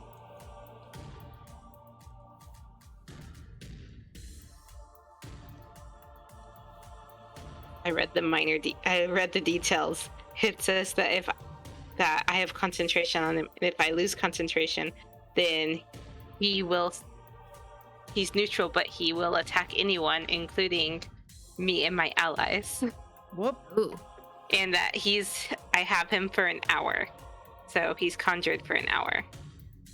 So he'll attack anyone and anything for an hour. All right. If I lose concentration. So he's good. But for now. This thing is going to try and attack your thing. Your golem takes 10 piercing damage. Okay. Xerix, it is your turn. All right.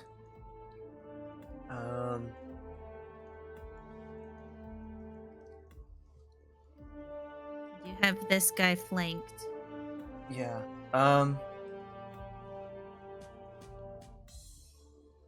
just gonna attack. First I'm gonna tell Bei-leigh to take a step back, and I will be able to do something better. But for now, I'll just do this. Okay. And I'll attack with Green Flame Blade. Hooray for Okay. cantrips! That hits. 20! Oh my gosh, so freaking so much damage. That's 13. Green Flame Blade. So that's 3 plus an additional D8 because I crit. And then sneak attack. So describe to me how you slay this guy. And then more. Okay. You're able to do 2 sneak attacks? If I crit, then the dice are doubled as well. So I can roll 68 or 66 Wow. on a crit. So I'll just like light my rapier aflame and make a X on its back. Was it facing away? I don't remember. And just like It was facing away. It was facing towards Ayre. Ayre. Yeah, I'll just cauterize a giant X in its back and stab it in the center and it dies. Okay.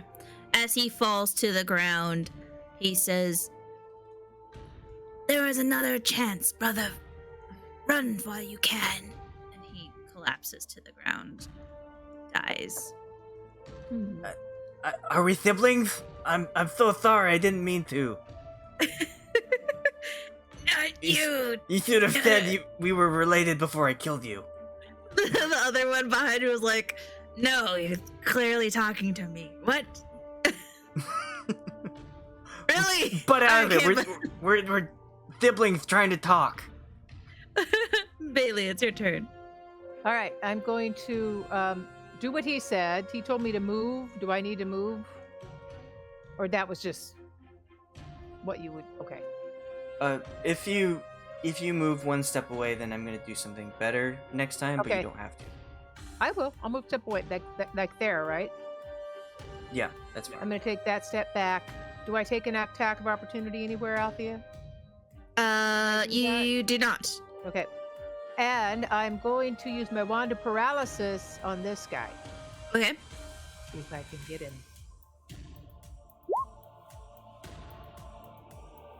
Yeah, it's not a 2-hit. He just has to succeed on Constitution save.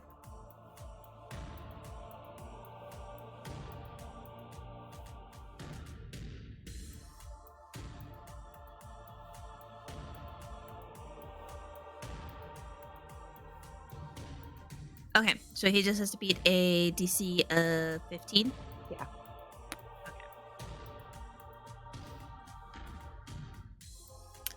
He succeeds. He is not paralyzed. Even though he's in the... Dang, he did good. Also, how much of that do you have left? Because that has It a has certain number. It recharged the last time we slept, and I Well, rolled no, twice. but you had used it on the owl bears. That was before we slept overnight. Remember we rested? I got to take a short rest. No, Wait. you guys haven't rested since the bugbears. Oh no, not since the bugbears. But I haven't. Did I use it in the bugbears? You did, yes. Okay. Well, I will. Then I've got 5 left. Yeah.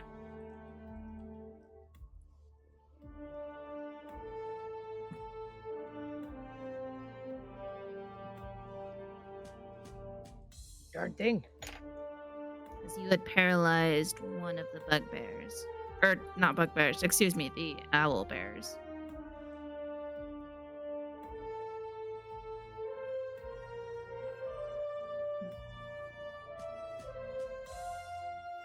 Okay. Alright. Anything else you want to do? I have a. I think I have a one spell that is. Let me look here.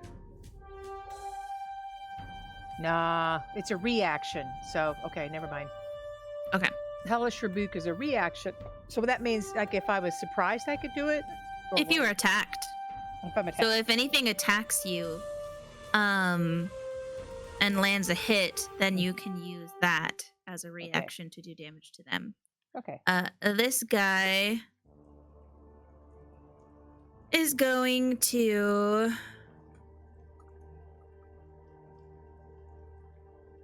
try and hit you, Alex, and he has advantage. Does a 17 hit you? Does not. Okay. And then he's gonna try and book it, so you get an attack of opportunity on him.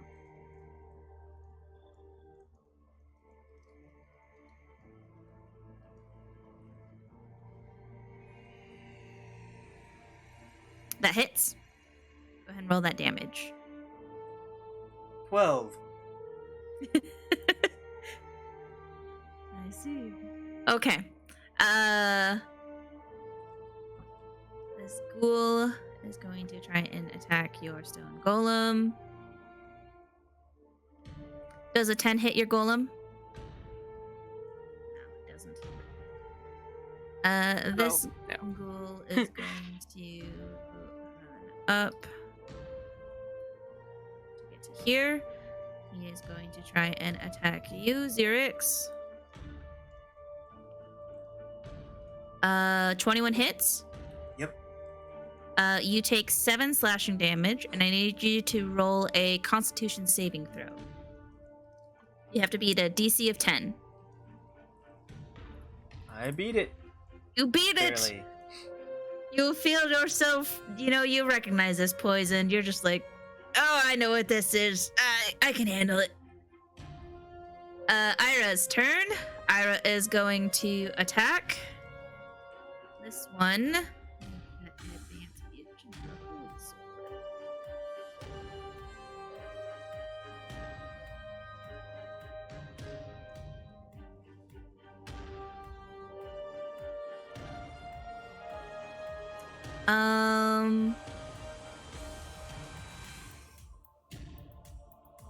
She's going to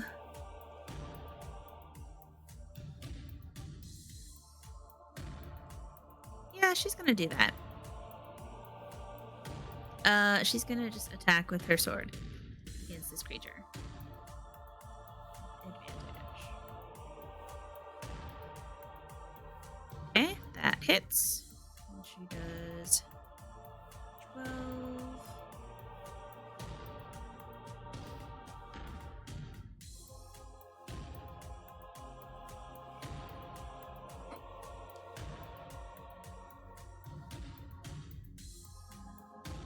-9. And then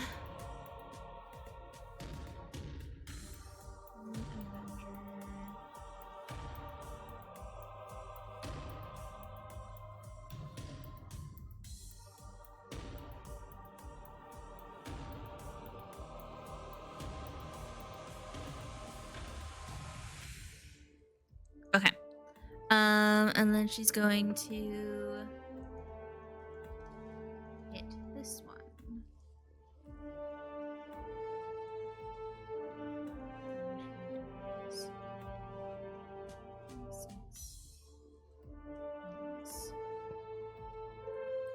And murders this creature.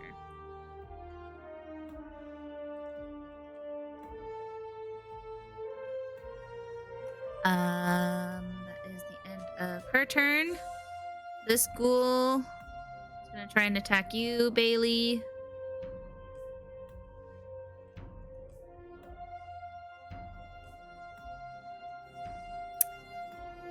Oh my gosh. Okay. He just misses. This creature is going to come running up. Hit Ayra. Misses. And this creature is going to try and hop that fence. He does not make it. Dragon Priest is gone.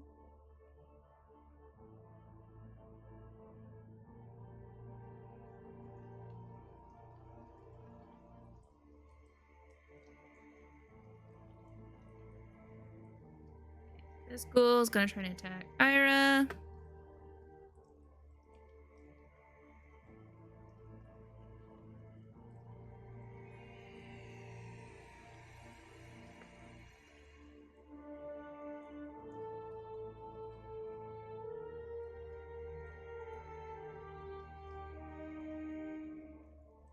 Ayra is not looking good.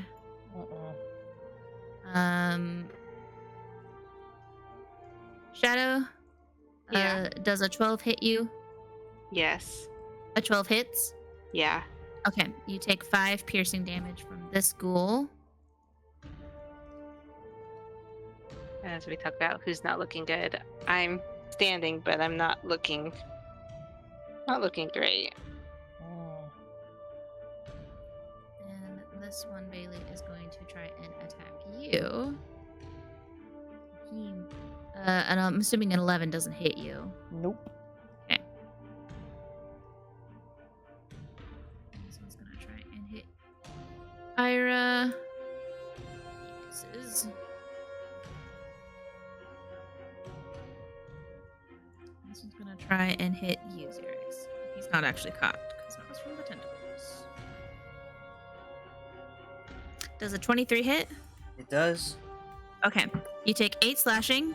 Roll another Constitution saving throw. Nice. Ghoul. Ghouly ghoul. Up here. Bei-leigh, does a 14 hit you? I have a. Let me look again. It's my armor class is 14. Okay, so you take 10 piercing damage Ooh. as this ghoul bites you. Geldloth, your turn. Okay. Move to here. Strike him.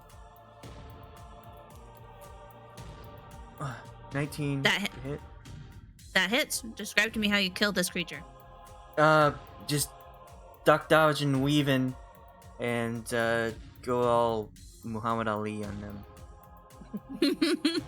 And then move to here. Do it again. Okay. That hits.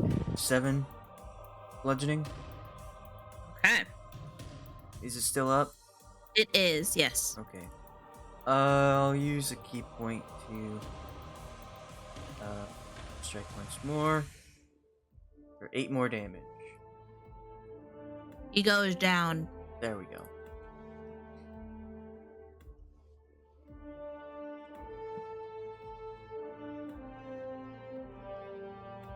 Float like a butterfly, sting like a dragon boy with 4 arms. And then, where was I? I was here, so I moved there. 10 feet, 10. Yeah, move to here. That's it. Okay. All right, Shadow, it is your turn. Okay, so.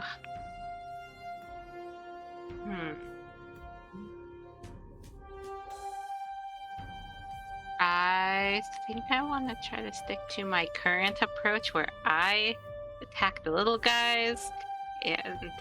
Oh, look, big guys are moving away. That's only little guys. Okay, Yeah, the Kraken Priest is running away and he's shaking his fist like, "We'll get you next time!" Okay, and I used that twice, so let's move that down. There we go. So this is the last time I can do it at level 2. And I'm gonna cast it, let's see here. Let me get out my little measuring tool. That's 10 and 10. Okay, yeah. So I'm gonna aim for these 3. And what did I just do? From there? Yeah. So Okay. I'm gonna aim right here at this, that one. Are you doing another shatter? Yeah. Okay, so there's your So thing. that I can get, so I can get these 3. And does 13 hit any of them?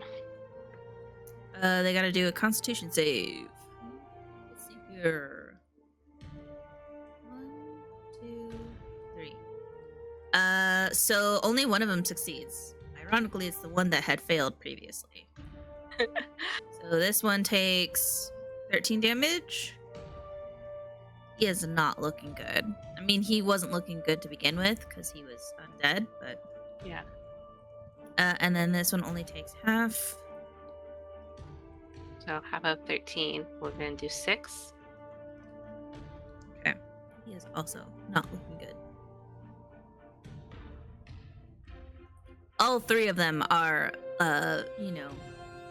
closer to death again than they were previously.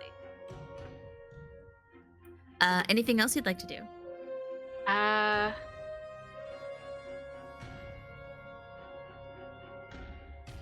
No, because my bonus action, I can't stab with my bonus action.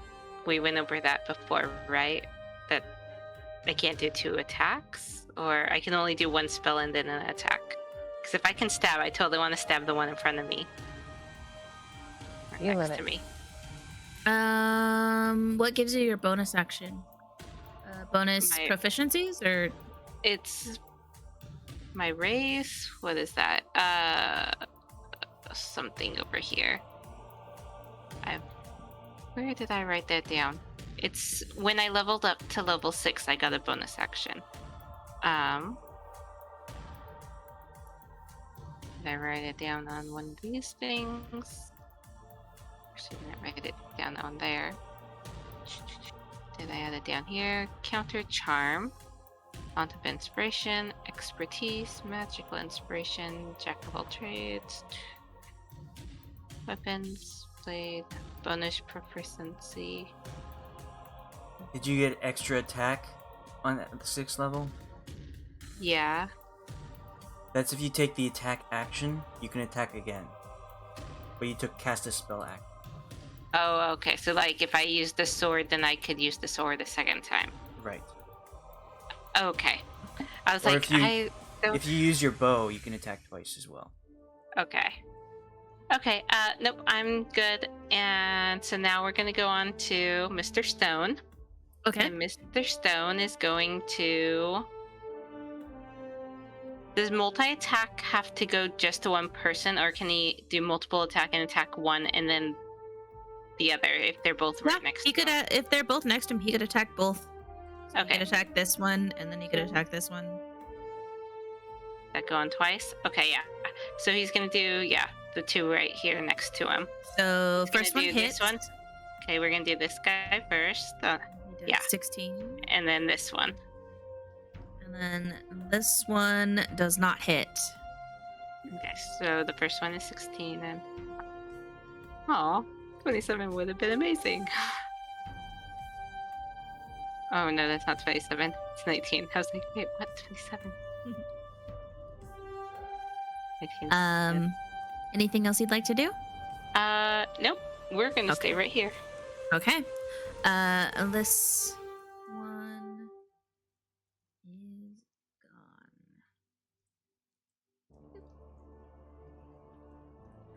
Next is this ghoul.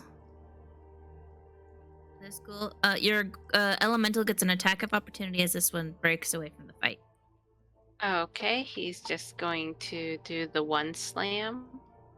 Okay. And... Come on. There we go. That hits. And he gets to hear. He starts to run away when your elemental slams him and he goes flying. Dies. And his skull gets crushed in as he gets slammed. He didn't have much life left in him, and running away was probably a little too late. And all he could think Xerix. of was not again. Okay. Your turn. Going to cast a spell.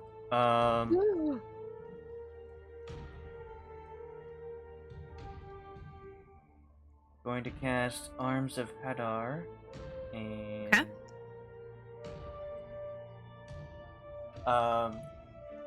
Just gonna like focus and concentrate, and these like black tentacles will emerge from him, hitting these creatures. Okay. It says it's a 10 It's within feet 10 radius. feet. Crap. Yeah. So here's your radius. That's So what you'd be I thought. hitting Yeah. Bei-leigh and Ayre. Gross. Well. You could still do it. I mean, they Hold just on. have to roll a strength to save. And Ayre has advantage. Make a way.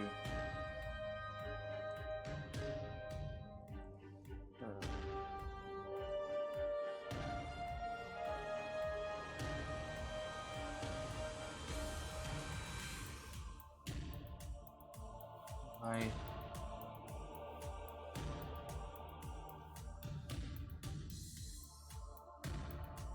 Okay, I guess I will,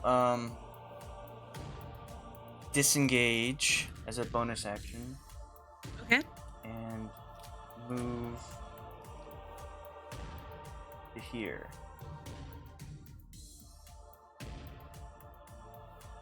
So that means I will hit all these friendly folks. And Okay. DC 15 strength.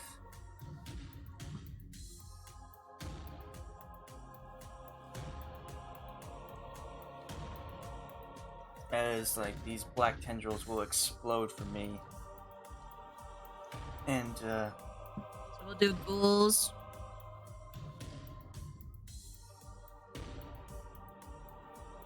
And it's a strength save. yep. Yeah. Not very much. But it's an AoE. Okay.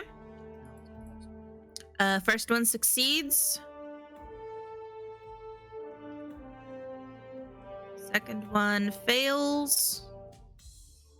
Red, that means it failed. This one fails. This one.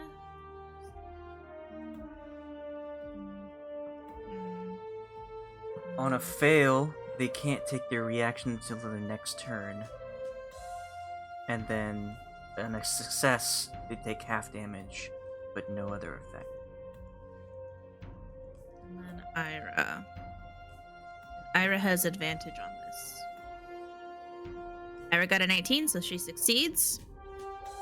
So they're taking 8 necrotic damage. 8 on a fail, 4 on a success, and the failures can't take reactions. So they can't make opportunity attacks. This one goes down. This one goes down. This one goes down.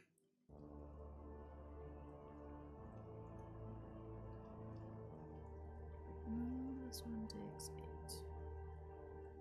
Yeah. Black tentacles spring from my body, grab these creatures and slam them on the ground, and then the tendrils warp back into my body. It's like the Hulk move where they just spring out and they grasp around all of the undeads and just like doo, doo, doo. And then Xerix's body sucks the tentacles back in. Ooh. And there are just mangled piles of body parts where these Drathak used to be. Also, it happens to Ayre, but Ayre just kind of slaps some of the tentacles away. Just tentacles. They try, and she's like, "Enough tentacles! I'm done with tentacles! Now you have tentacles? This is ridiculous! It's contagious! If I see another tentacle, I swear to my god!" Xerix puts a hand on his where his tattoo is. Okay, the roll a perception check for me. That is green. Okay, you don't see anything. I see nothing. Bei-leigh. Yes. You don't see it. Bei-leigh, One Your turn. paralysis again okay? on that guy. Okay. He's pissing me off. 35 feet. He's got to do a Constitution save.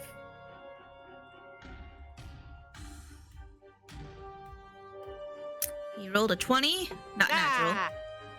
So he succeeds. Fiddle. Bei-leigh, go ahead and roll an insight for me, I will. since you are directing towards this guy. Okay.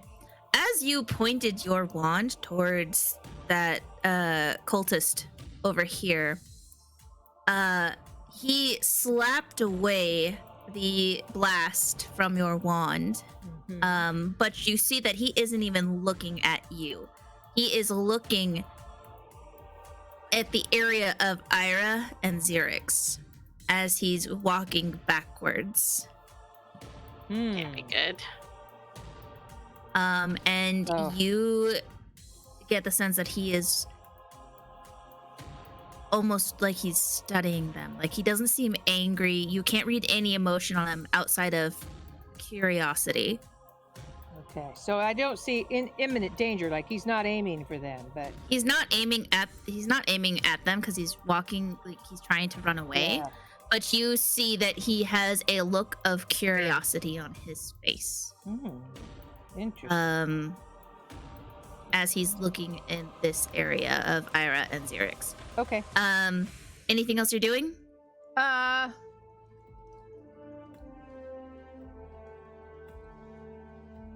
I can't really do anything without, Can I do it?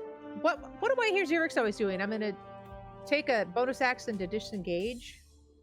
Oh, that's Can I rogue do- only. Yeah, that's only rogue only. Okay, so that's not something anybody can do. All right, so I better just stay where I'm at, or I'm gonna get attacked. So Okay. This guy is going to.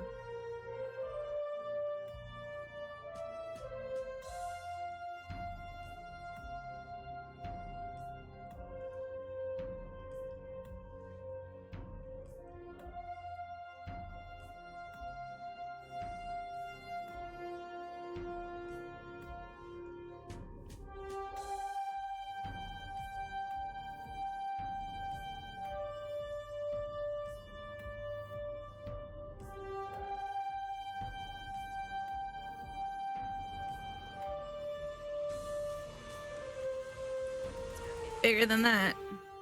Okay.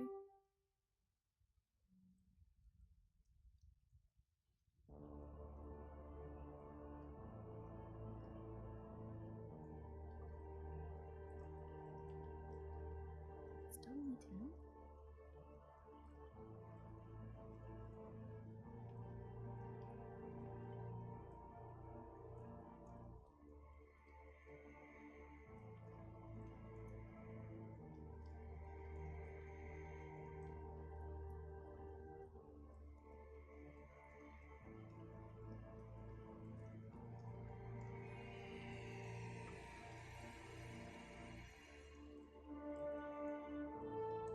Okay, there you go.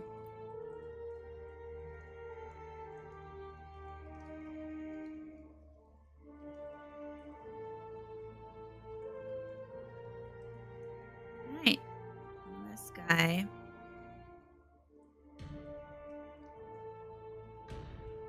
How do you fill in a circle after you've drawn it? I just select it and then it brings up the coloring tool. Like I select it and then it has the color panel in the top left corner. And then I just choose the colors. Like I could even change the colors. Oh. Okay. Cool. That's good to know. Yeah, he's gonna cast it there. He casts darkness right here. I attack the dark. Do your best to attack the darkness. See if you can. And that is it for his turn. So suddenly a black magical darkness spreads around all of you. A creature with dark vision can't see through this darkness, and non-magical light can't illuminate it. Isn't Irish sword magical light? It is. Yes. So, Ayre's sword. Let's send this below. So there's Ayre's circle. So anything. So Shadow, you would be in darkness. Bei-leigh, you are in darkness. Geldloth, you are in darkness. Xerix, you're not in darkness.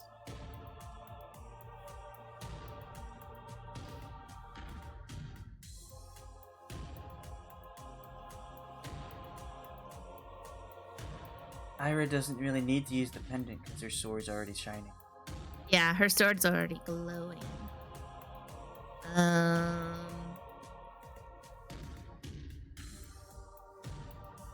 Creates an aura in a 10-foot radius around you. Have advantage on saving throws against spells and other magical effects. She does have a shimmering jeweled pendant that if she wants to use it, she can do that. The sword does give off light, right? Or am I just thinking of the It aura? doesn't. It just says the aura. I don't know if the aura gives off light. Oh, if the sword doesn't say that it emits light, because you said that it emitted light before. It emits. I mean, I described it as it was glowing radiantly. Okay. And it shines with a radiant light, but it is. Oh, so it does shine. It's just the aura. That was me describing what you were seeing, but it's just an aura. It emits an aura. I don't know if the aura emits light. If it doesn't say it, I'm going to assume not. So I would assume that yes, you are all in darkness then. You can't see shit. Yeah, it doesn't say light at all. So maybe the pendant would be a good idea. Yeah, pendant would be a good idea at the next turn.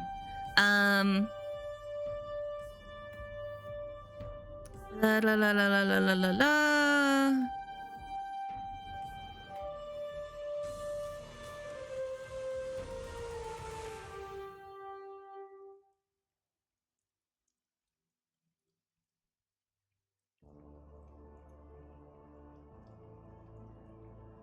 All right. This ghoul is going to try to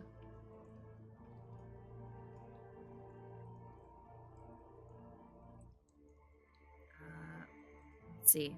He's going to go a direction. He's going to bump into the golem, and he's like, well, that's a thing I can attack. And he's going to fail, because he realizes it's just stone and dirt. Ayre, it is your turn. You can do mine for now, if that's okay. Yeah, sure. So Ayre, seeing this pitch blackness and not seeing like anyone, but she can still hear everything. She's going to bring out the shimmering jeweled pendant. She's going to use one of its charges.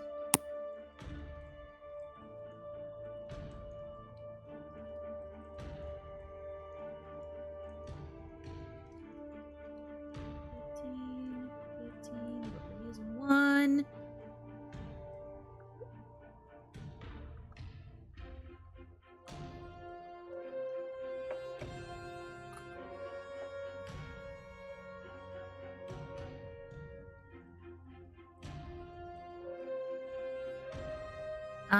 Let's see. She's going to do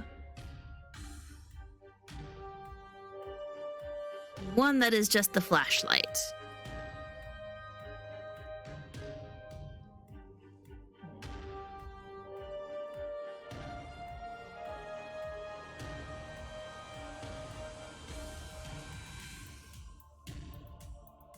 I mean, she could do that thing, right? Oh my gosh. Each creature, so this would be like it would hit everyone with that terminology, right? Each creature. If it Yeah. says of your choice, then you would choose, but if it just says each, then give everyone.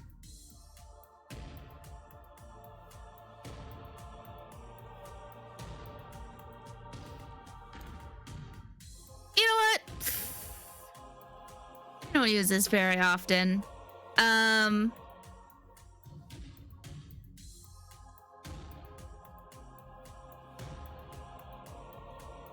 just happens.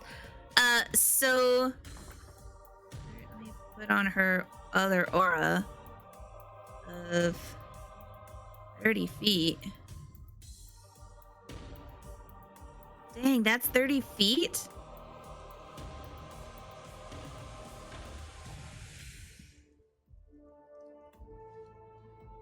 Okay, I mean, yeah, that would take care of that. All right. So you are all stumbling around in pitch black darkness when suddenly you see You hear Ayra's voice whisper something, and then you see something near her direction in the darkness begin to glow in this darkness.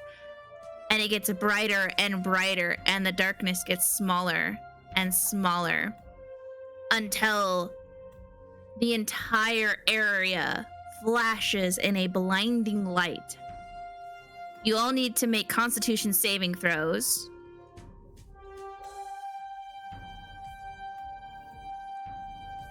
So everyone make Constitution saving throws.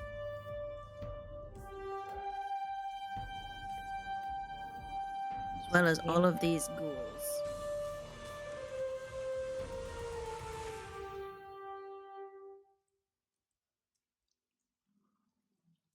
And Xerix, you have advantage on this saving throw since you are in her aura, her other aura.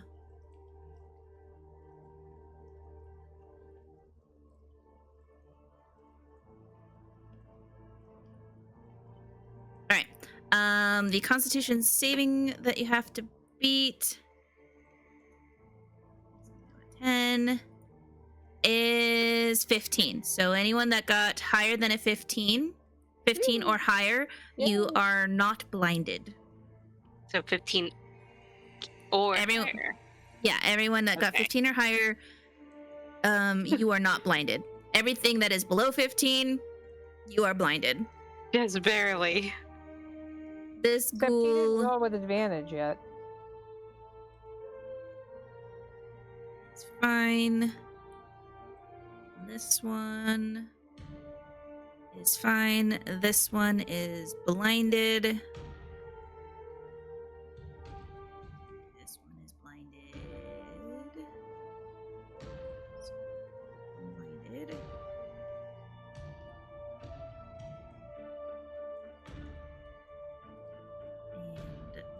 And blinded. And blinded. You are blinded for 1 minute.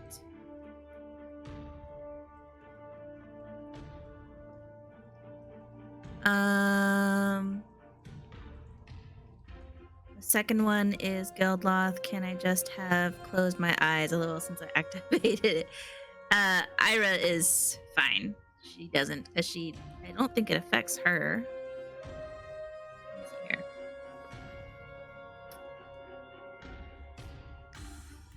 Gem to flare with blinding light in a 30-foot cone originating... Oh, cone! Excuse me. I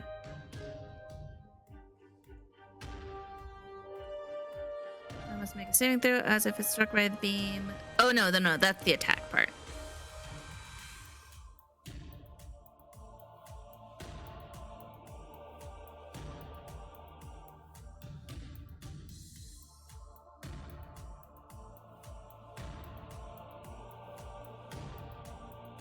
Okay. The darkness goes away, and the light, after all of that, fades.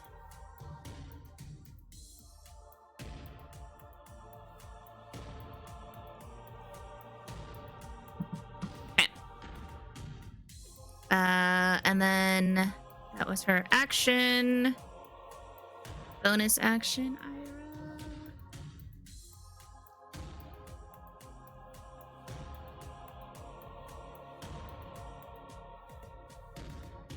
That'll be it. Ghoul is blinded. This ghoul is blinded. This ghoul is not. So he's going to try and attack Ayre.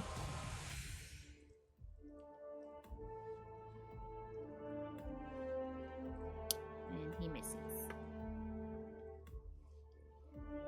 This ghoul's going to try and attack you, Shadow.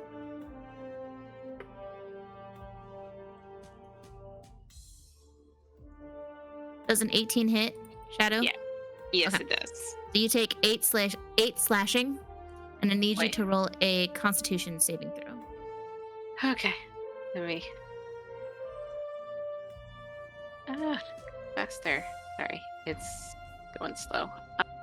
Constitution saving. I don't want to move the screen.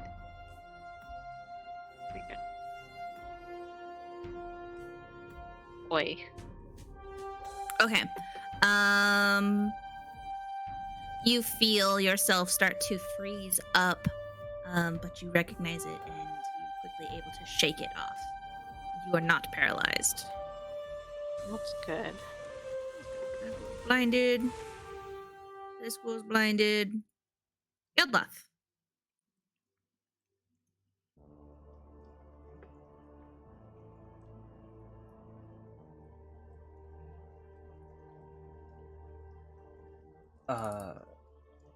Geldloth said that he wanted to do his turn, so I don't know if that's still the case.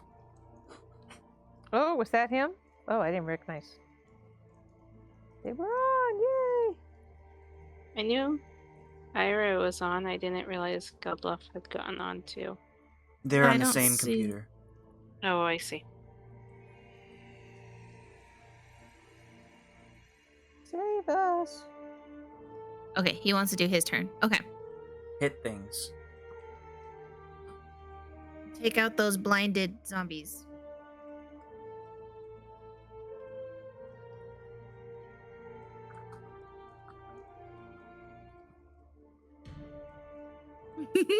Hit things. There's a blinded zombie right there.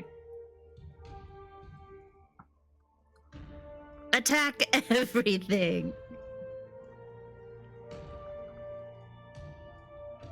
Xerix, are you blinded? Yep. Oh dang.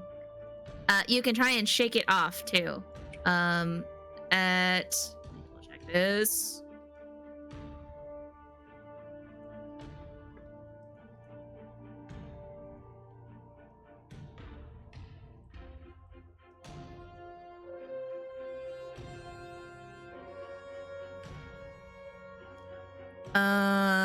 Question saving throw. The creature can repeat the saving throw at the end of each of its turns. So just another. You can try and shake it off with a Constitution. There's just zombies everywhere. Geldloth, has he used any key? I believe You've he used has. one key. Yeah, and the zombie right here is not looking good, and it is blinded. So I believe blinded would just be an automatic hit. It's advantage. Advantage on hitting. Attack rolls against you have advantage.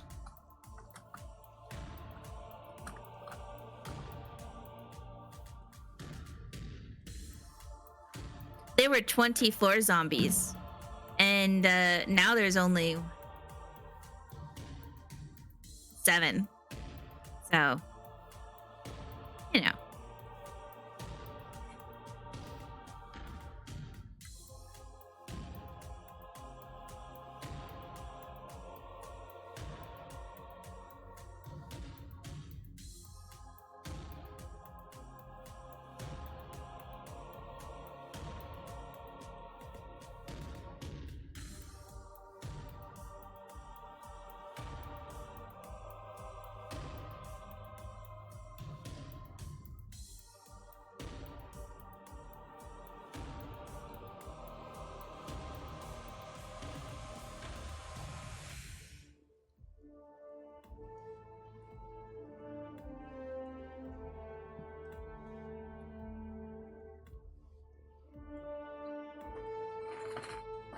Okay.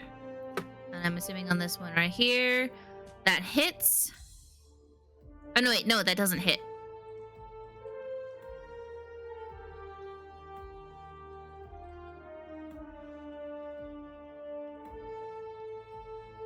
Oh, and then this does hit. 25 does hit. I don't know if you can hear me. And describe to me how you slay this creature. Who is near death.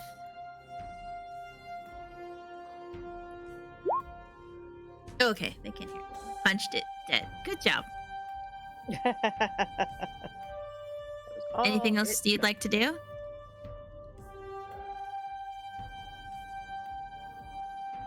Punch more. So maybe move here and then punch this one.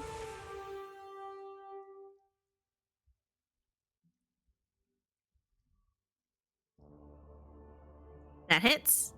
And describe to me how you murder this one.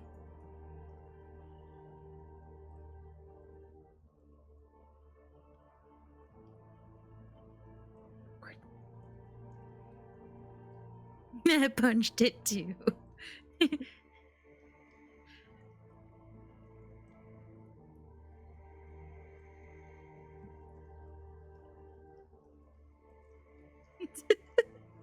All right. Anything else you'd like to do? Any movement?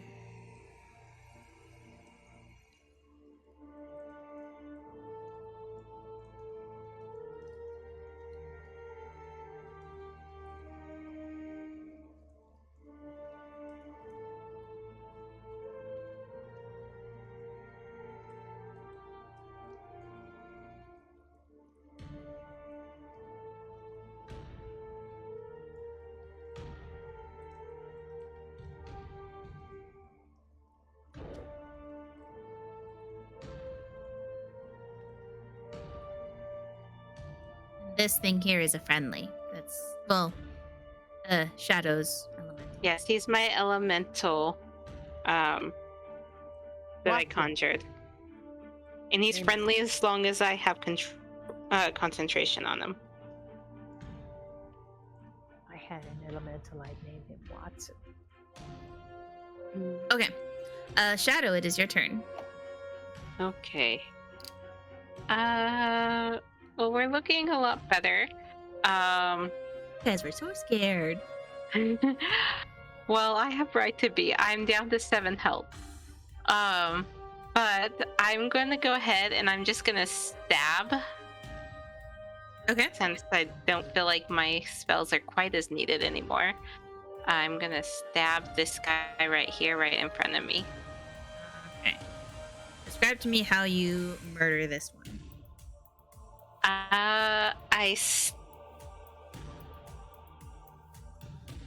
him.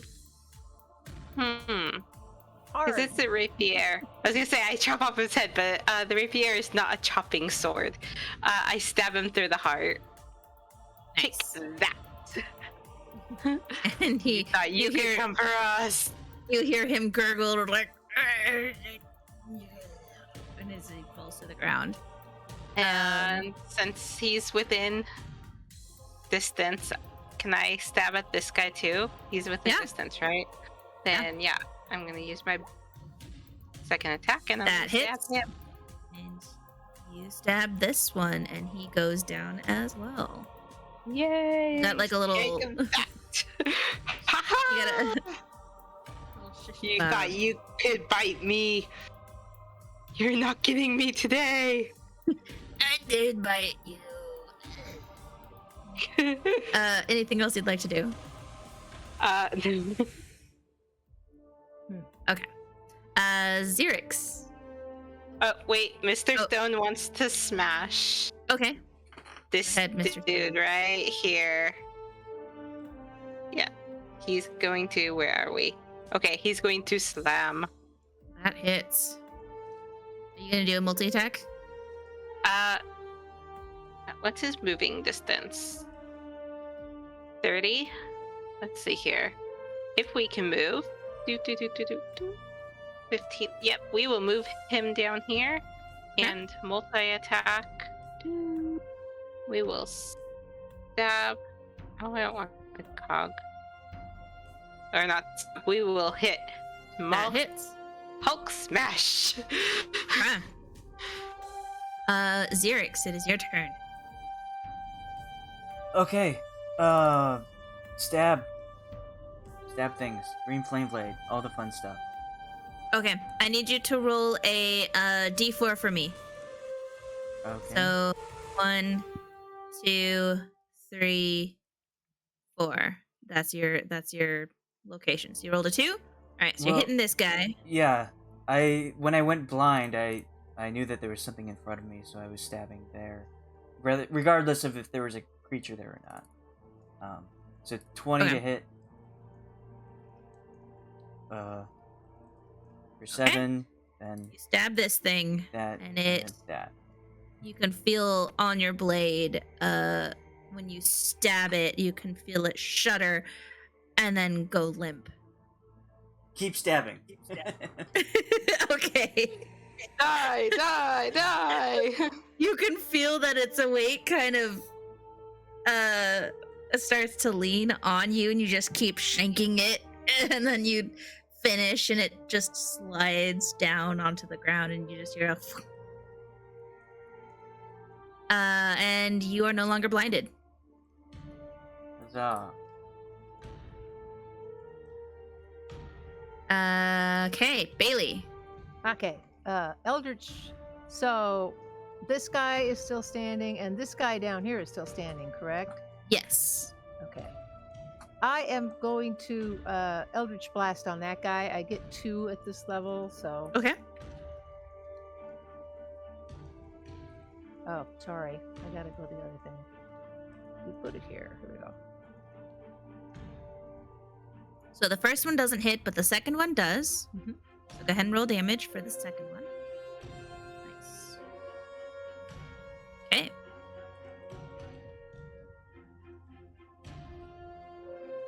Anything else? Move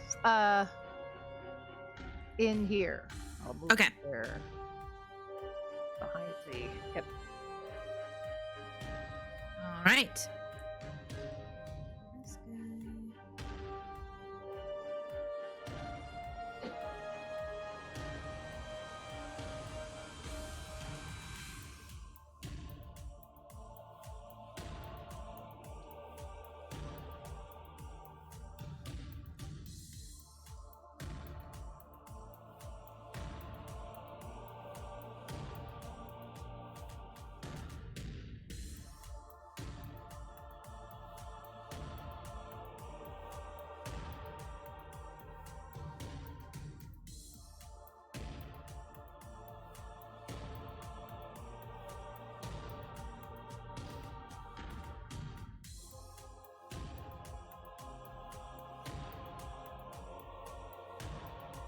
Did I lose?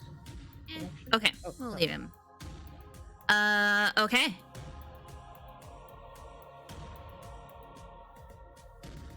This ghoul.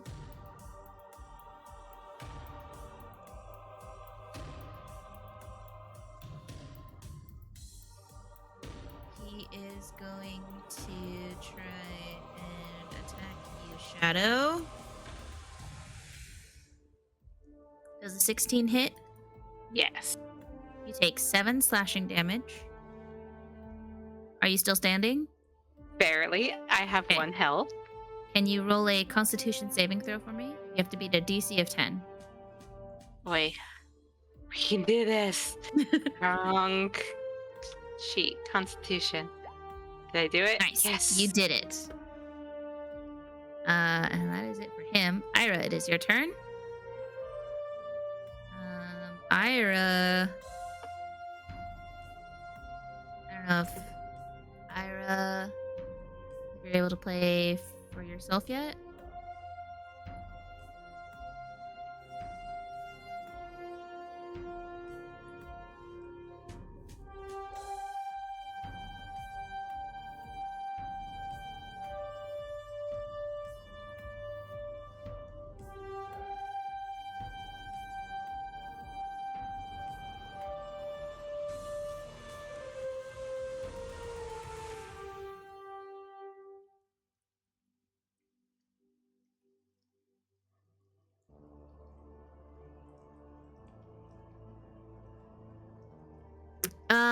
I've mostly just been attacking with your Holy Avenger. Because it is an excellent tool against the undead.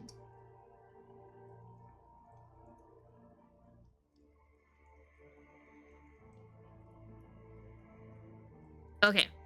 Ayre's going to move here and smack this creature.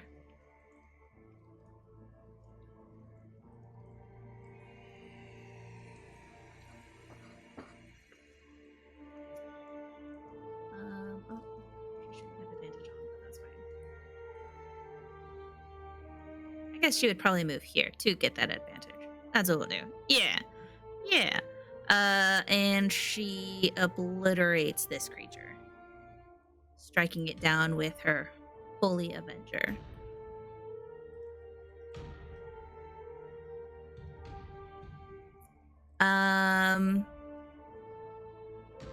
There is one left.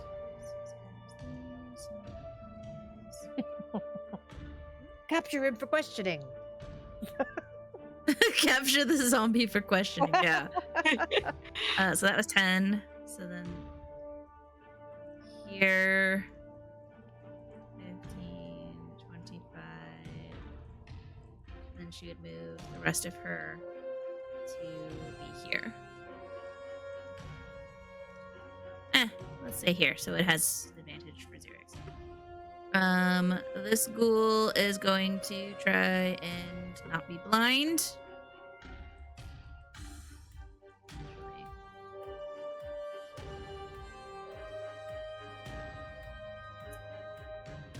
He tries to swipe in this space in front of him with his claws. Doesn't hit anything. But he is no longer blinded. Succeeds and shakes that blindness away. This ghoul is dead. Geldloth.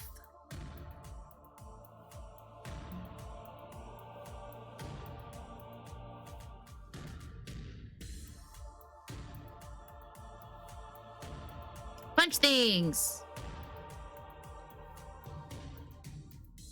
There's only one enemy left over here.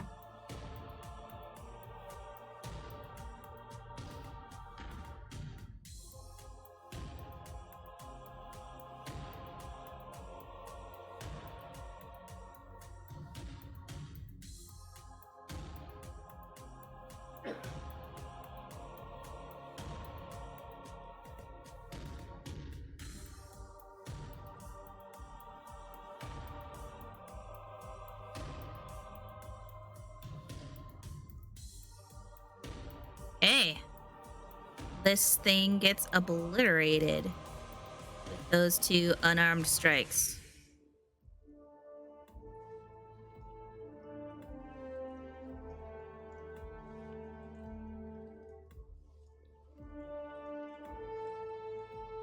And it falls to the ground.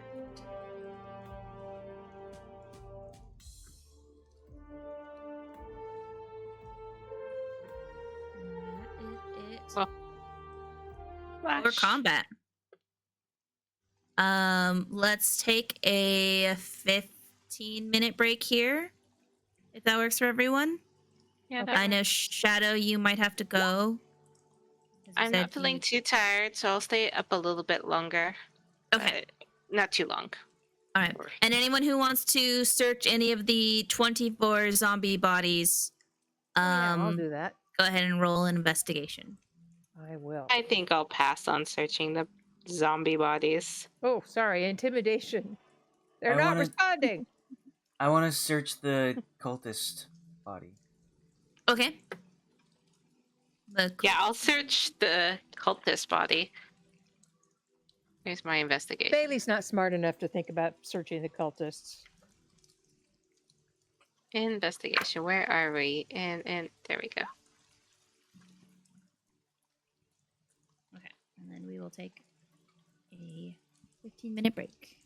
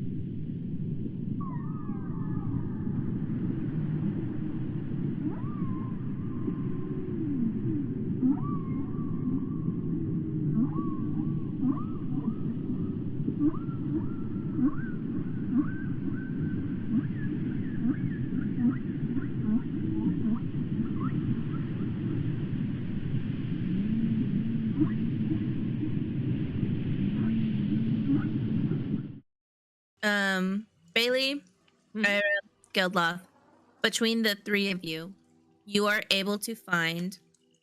I hope you're getting ready to write this down because it's a lot. Hang on. All the zombie bodies. Okay. You find a total of 46 gold pieces. You find a harmonica. You find a smoking pipe. You find a onyx ring. You find 5 silver rings. You find 2 small gold bracelets.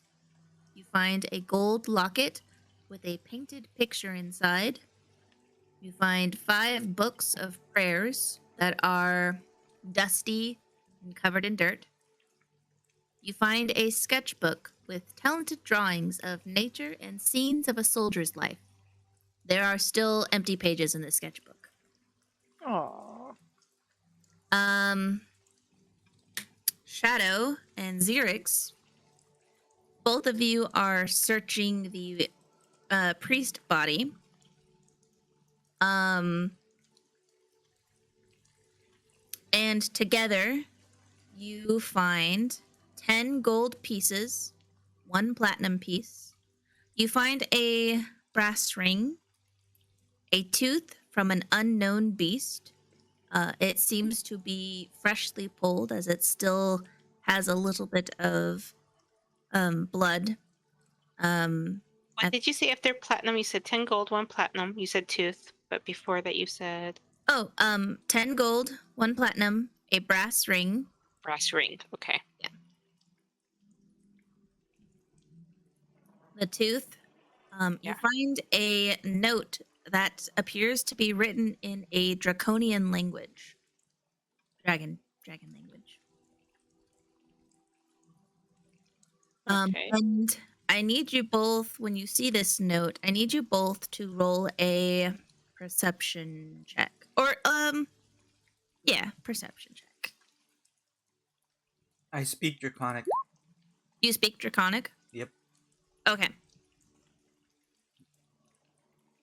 So, Xerix, you read the note that is written in Draconian. Says, find the older sister. The leader wants her brought in alive. And Shadow, you can't tell who this, like, it looks like a female, like maybe it's a female elf because it's in black and white. Like there's no colors, so you don't know. But Xerix, you immediately recognize that the sketch is eerily similar to Ayre.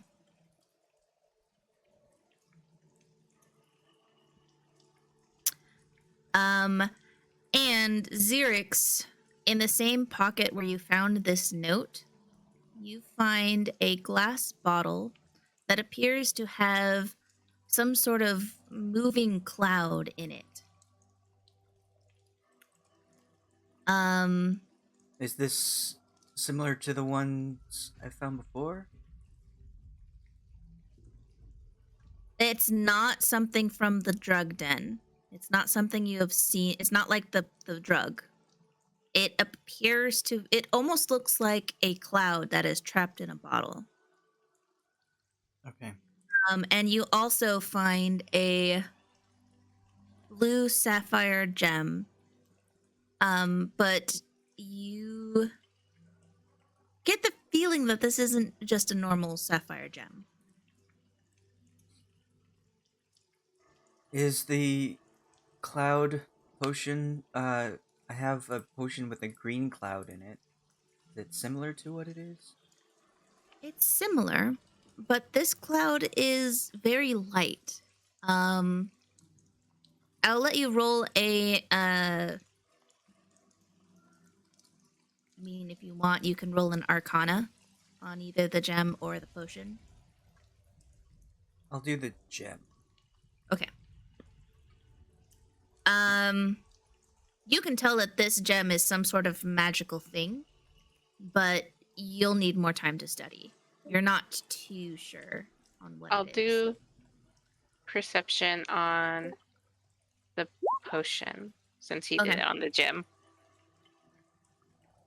With your perception, you see that this cloud appears to be moving.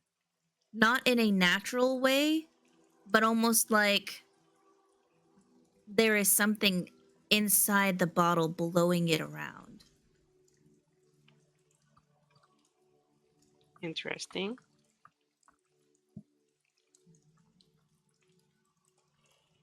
And that is what you all find. You also, when you were searching some of the bodies, all of you had noticed there's still a zombie up here. But he never tried to attack you guys. And when you were searching the bodies even up here and around here, it never came in towards you or tried to attack you. I was all zoomed in. I didn't notice it up there.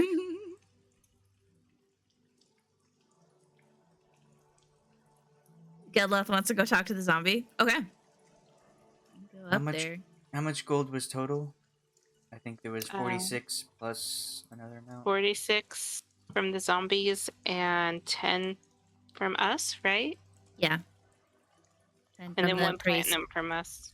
and then one platinum. What you asking the zombie? The zombie looks at you, Geldloth, as you approach it. 30 feet? Okay. Yeah, there. Are you asking it anything? Or are you just wanting to read its thoughts?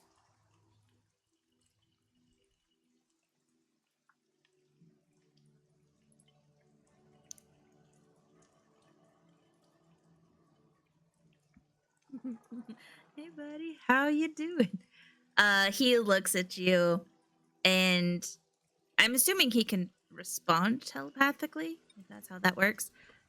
Either way, he says, I wanted to continue resting. This is very disgraceful that they tried to use us like this. I'm no one's pawn. You think you could help me get back into my grave? I just can't. I'm not strong enough to dig myself in.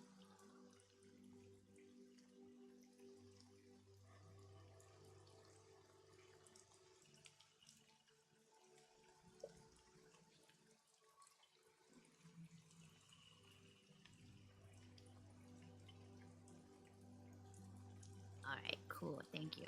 He steps aside. He just kind of sits on the stairs here.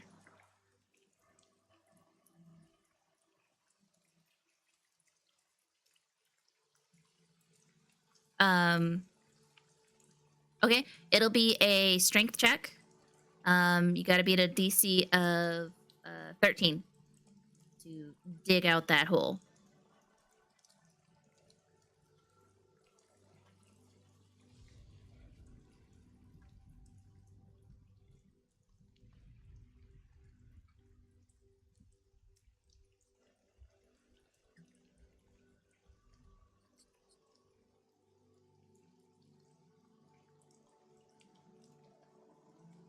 Out loud, why do you want to go back in? He says, because I'm dead. That's my resting spot. That's where my family will find me.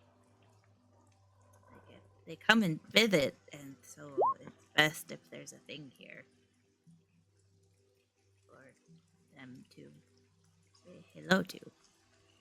Normally, I'm not awake, but I'd like to go back to being at rest.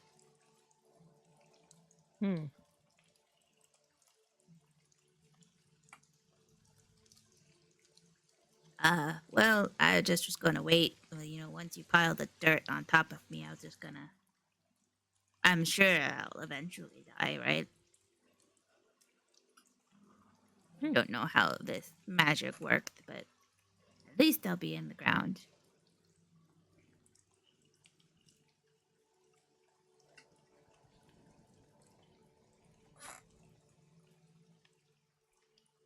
Who's talking to him? Geldloth is. Oh, Geldloth. Oh, there it is. Geldloth, go ahead and make another strength save. You've gotten about 3/4 of it dug out. And he's like, a little more, please. I need to be, 6 feet down.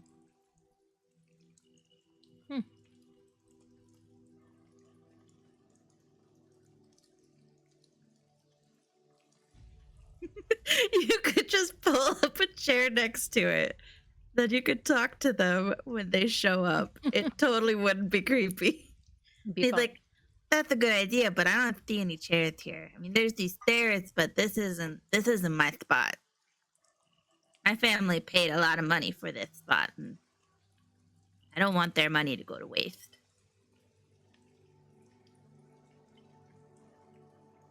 Okay, you get it 6 feet, and he's like, oh, there, that's perfect. That's perfect. Good. Will you be able to cover the dirt on top of me?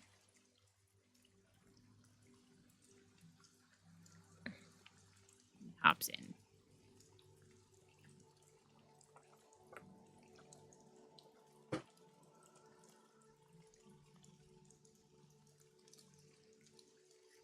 Oh, thank you. You're a real gentleman. Here, I have something for you. And he hands you, let's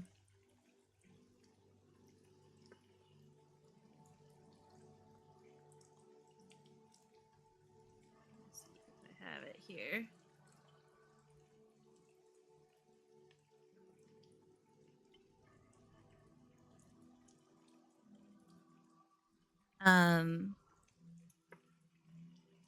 Okay, well, I'll have to make the handout. But he hands you a piece of paper. And it has a symbol on it. Let me show you what the symbol looks like.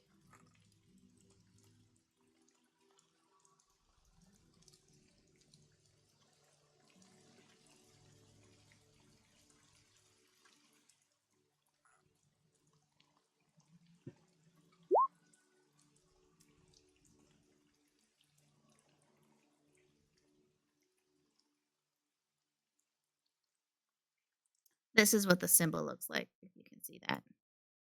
Geldloth. And he says, you see that thimble? That's an old thimble, but in Journal Forest, there was a legend, story, if you will, during my time, of people finding ancient statues with this symbol on it. And there was a puzzle, a riddle, that you had to solve using this symbol. Most people weren't able to solve the puzzle, but I think it's because most folk, like myself, at that time, had no arcane abilities. Because there was something just not quite right with this puzzle, with this symbol. Know what I mean? Oh. It was in his pocket, yeah. He had pulled out a book that had a moldy leather bound cover, and he had ripped out a page. And he put the book back in his pocket, and he said, I hope this helped you, If you ever see this symbol, know that there's something not right with it. There's something mysterious and magical about it.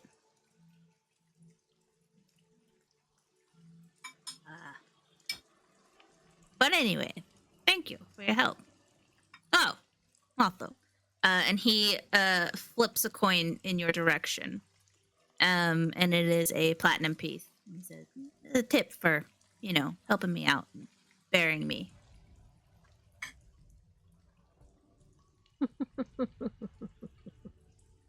If you're at the real, I have no idea. I don't even try it out, I guess.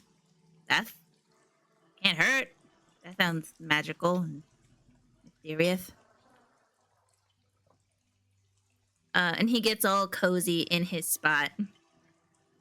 He has like his arms like underneath his head,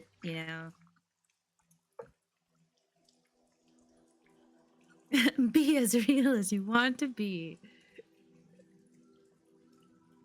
Well, it's getting to be nighttime. You better be skedaddling out of here, huh?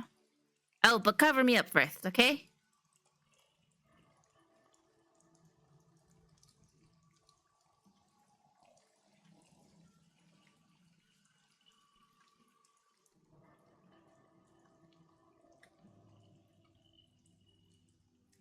Any of the group's gods? Like the cultist?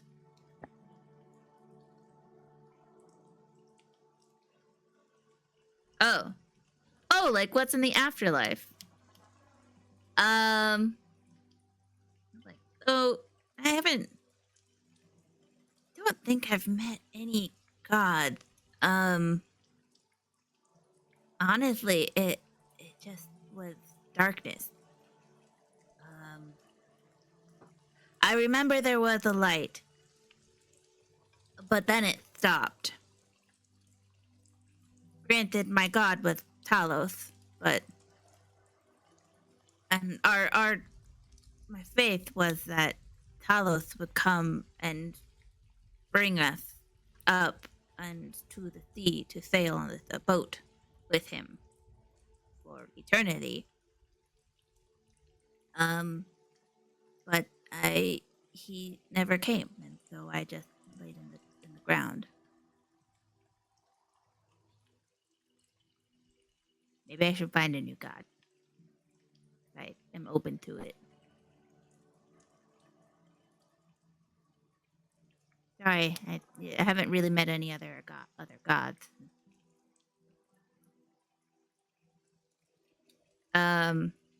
He's gonna wait until you can bury him.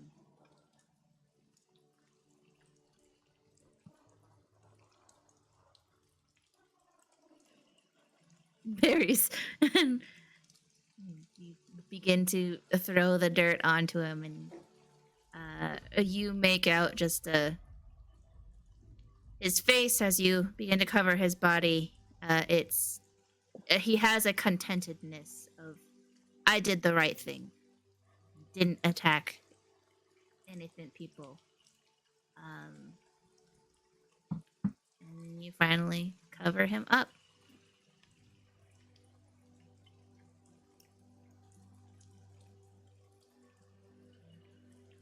Pats dirt. As you pat the dirt, you see the stone marking, the grave marking on his grave. And you see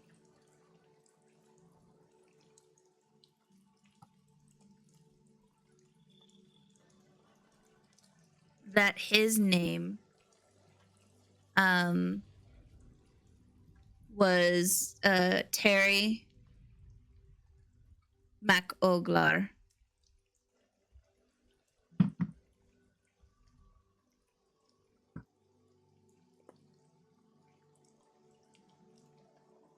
Terrible.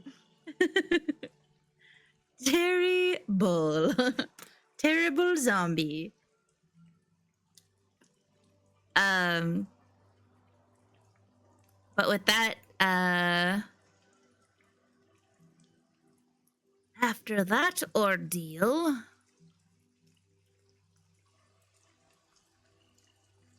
you notice that the sun is beginning to set, and it won't be that much longer until you no longer have light. What would you guys like to do? Probably find a way to. Find shelter Yeah. We need away shelter. from the dangerous critters that come out at night. Mhm. Okay. Are you wanting to head back to the crossroads?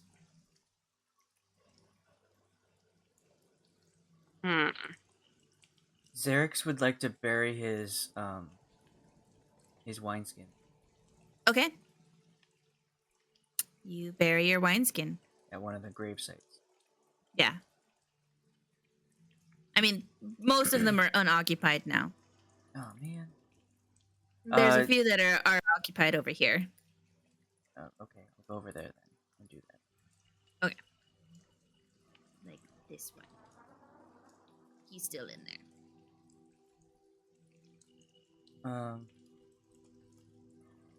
Okay, so we defeated the monsters. I'm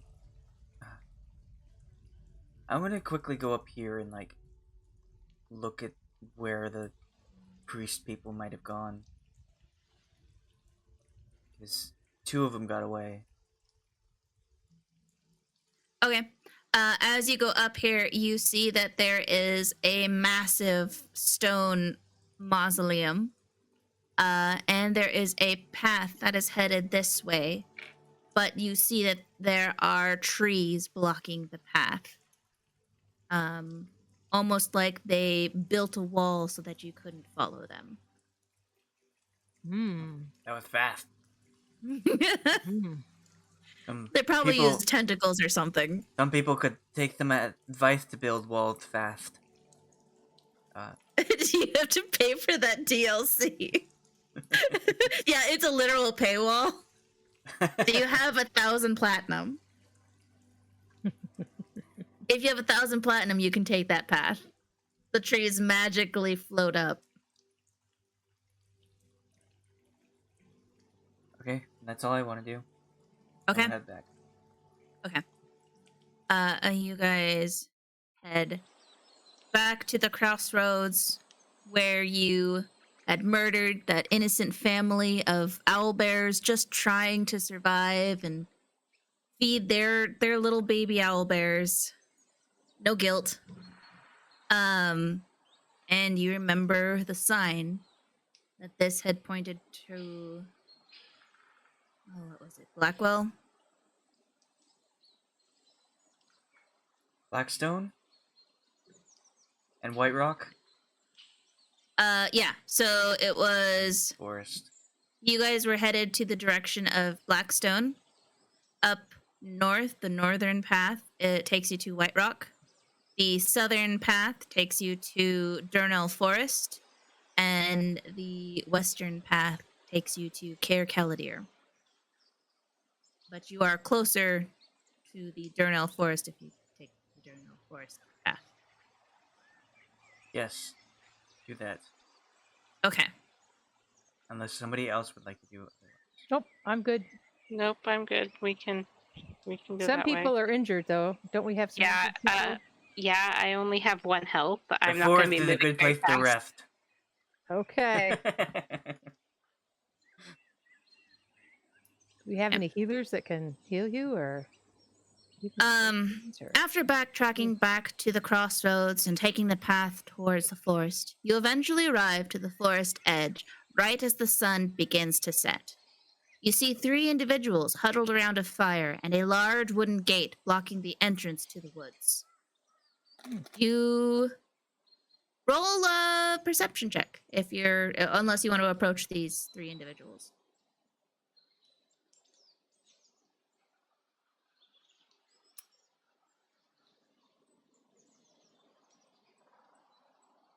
Oh, I believe those were the original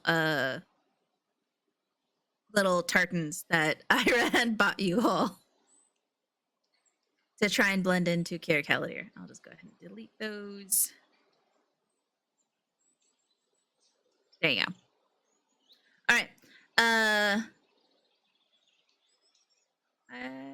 First was a minute. Okay.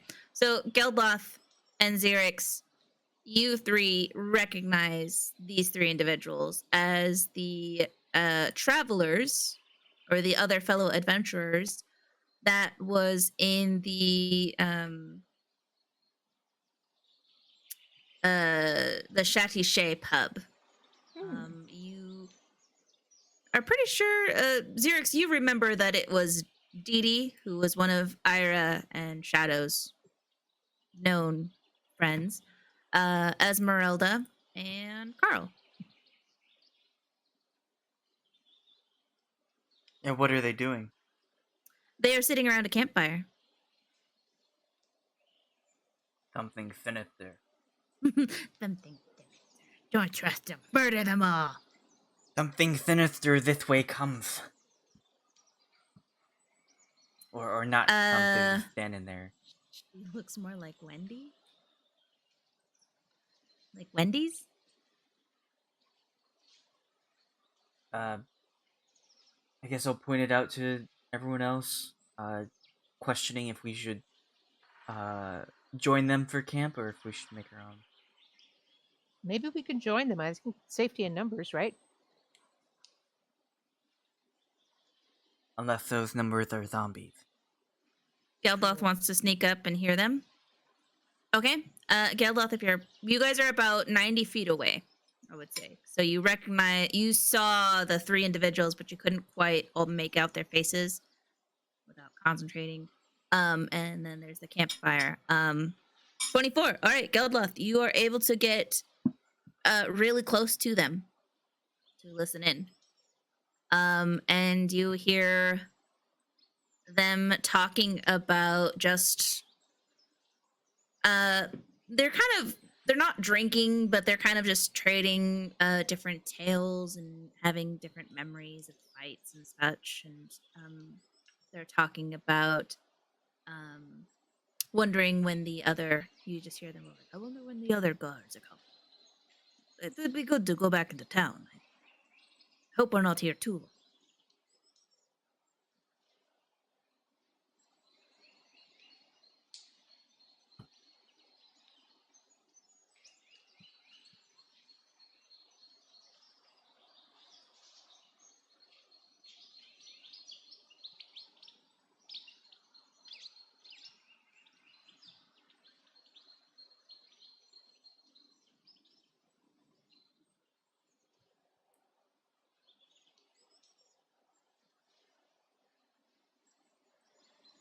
What are the rest of you doing? You saw Geldloth just kind of branch away and go into some bushes. Watching Towards them. Geldloth. I'm sitting down, trying So to if- recoup. So if they were to like look in our direction, they'd see us staring at a bush. Yeah. Basically. I'm going to sit on the ground because I'm I'm on the verge of passing out. I am not doing so well, so I'm going to sit down. Okay.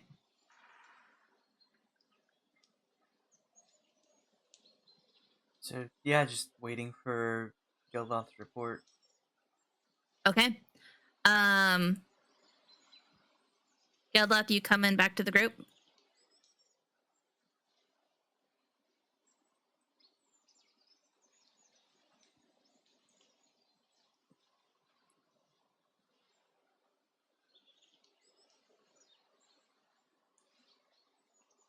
Okay. Geldloth comes back to the group.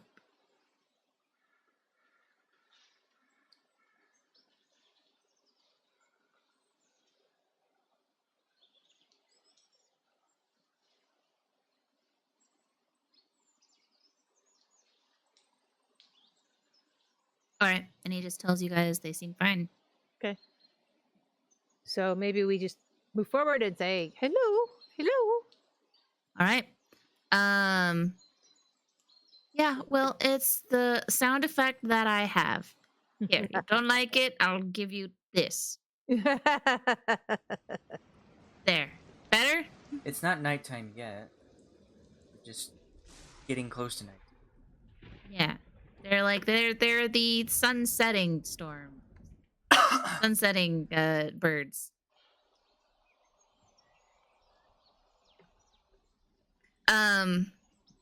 Anyways, you guys approach. And you all, as you get closer, recognize them to be Dee, Esmeralda, and Carl, the adventuring party that was in the Shady Shay.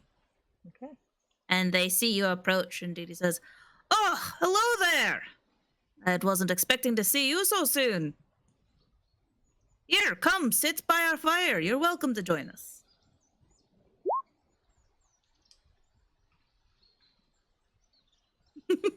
An ock, laddies.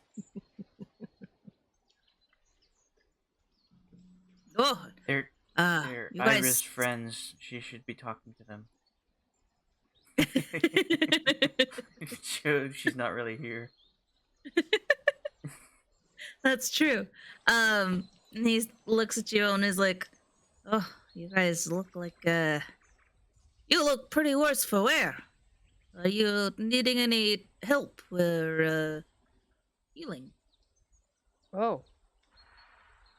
Yes, a couple of us are, yes. Alright. Esmeralda, see what you can do. Esmeralda comes up, and starts casting Cure Wounds on y'all. Cure Wounds!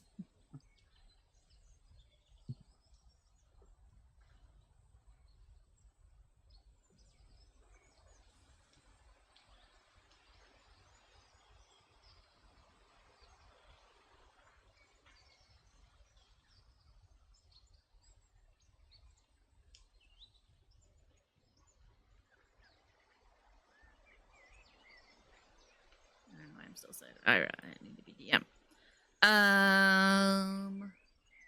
Gosh, that really sucked.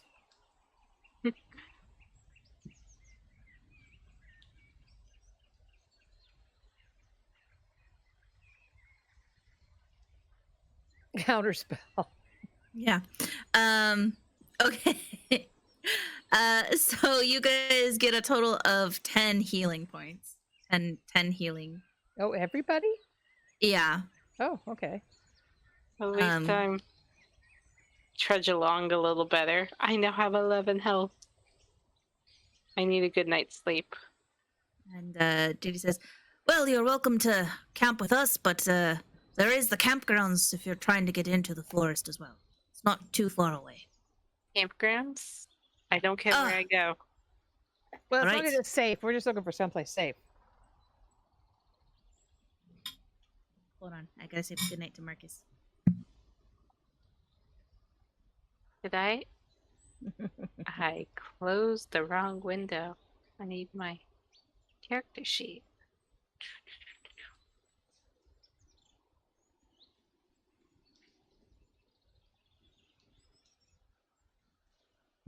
Okay, I'm back.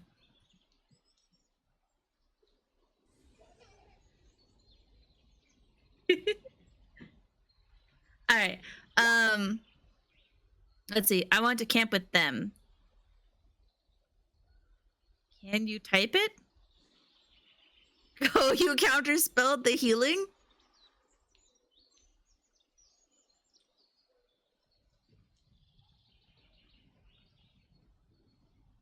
Oh, okay. So as they're healing you guys and welcome you guys to the fire,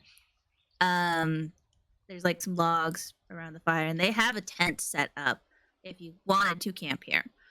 But the Carl says to you guys, we haven't found much. I mean, we're just stationed here to keep guard of the gate and make sure nobody without the proper authorization goes through the gate.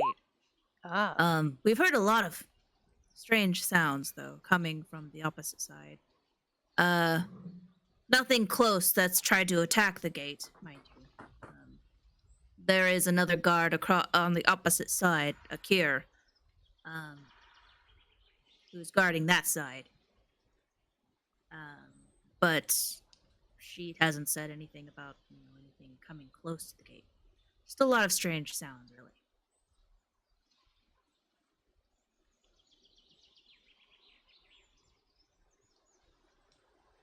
Sounds like the place to be. Yeah. Let's go there. You want to go into the forest now? All right. And Do you guys have the proper authorization? Yes, show him our passes. I thought the... Are you usually guarding this gate? Yeah, we just took on this new duty. We relieved the other guards. Since there wasn't much left in the town, we were told by the mayor. So we were stationed out here. What happened to the others? They went back to Caer Caladir.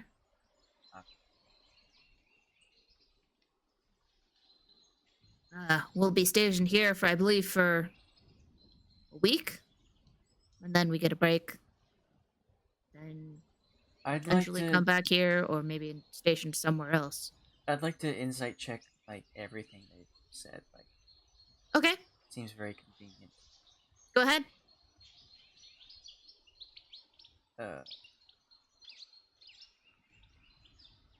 Right. Um, Xerix, you believe that everything they've said is the truth. Geldloth, you get the sense that when they were talking about sounds in the forest, there must have been something that they were withholding, because you got the sense that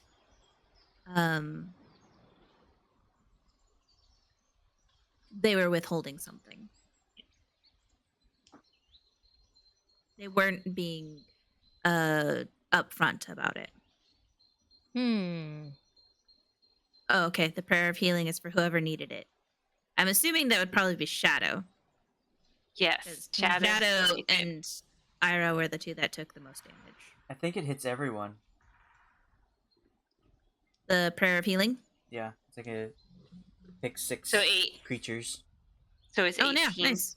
for everyone. Yeah, that was a much better roll. Freaking Okay. Esmeralda rolled. She's supposed to roll 3d8s, and she rolled a 2, a 2, and a 2.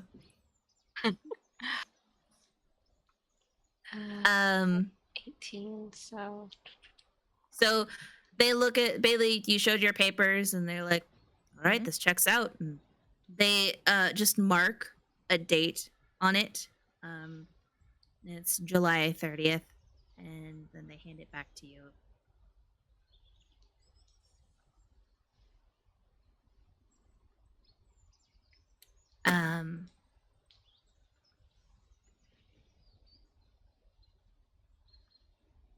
And then they wait to see anyone else's papers. Papers, please. Yeah, I dig mine out and hand them over. All right. They also write a date, July 30th, on it. And anyone else who gives them their papers. So Bei-leigh, I'll hand them the script, the draconic script page I just got. Okay. They receive your papers, Geldloth, and they write the same date. And then they hand it back to you. And same for Ayre. You hand them the piece of paper, and they look at this, and they're like, what's this? Oh, sorry. Take it back and fish out the actual ones. Give them that one. Was that yours? Yeah, it's just a nice thing I found. Thought it was good. Talking about a lot of siblings lately. I see. Weird siblings have something to do with stuff Can going you roll a on. deception for me? I was telling the truth. Yeah, the same anyway. Okay. He looks at you and he's like, "Please explain." This is Carl that's saying this. I know I do it with Carl because you don't have the specific characterity or accent. I don't have the accents.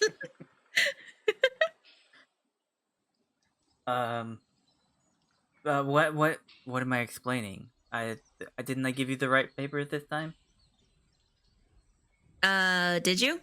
Yeah, I took back the one that I accidentally gave them and gave them my actual papers. Okay.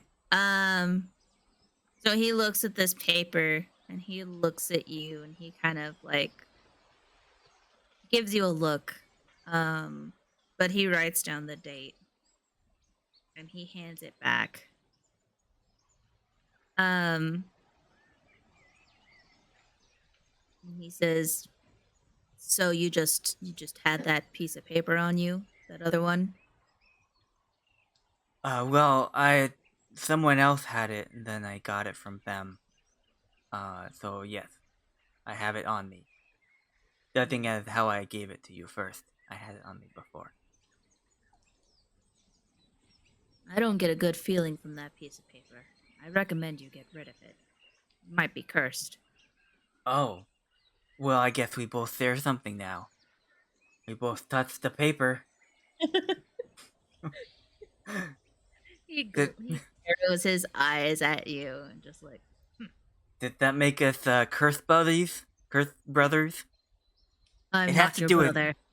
it had to do with siblings, like or something. And then we heard some other person talking about brother.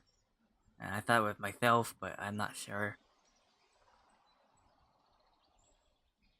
All right. Well, you guys are welcome through the gate. If you want to go through. And I'm just like, are you sure on this that you want to go through? Yes, we are. We are sure. You've reached a All point in right. the game where if you go forward, you can't go back. um, as you think that, Dee Dee goes and begins unlocking all of the locks. There's like 10 locks on this gate, and this is a very thick gate. Just made out of like full logs of trees, like tree trunks. So it's a heavy thing.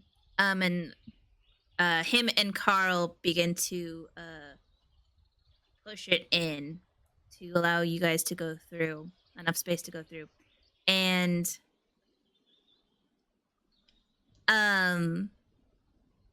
when they're finished, like Esmeralda comes to you guys and she says, if you'll be heading this way, be sure to keep your passes on you. If you lose them, you're on your own and you won't be allowed past this gate. Oh. So I really recommend, like, trying not to get them wet or losing them or like eating them or using them as toilet paper. Like, one, we don't want to really touch that. That's pretty gross. But I just, don't lose them. Otherwise, you're on your own. Wow. Wow. Okay. All right. Well, the campground isn't too far. It's about like, maybe a 15, 20-minute walk from here. You should just stay on the path, and it leads you right to it. So, good luck. Okay. And as you guys go through the gate, go ahead and roll a perception check for me.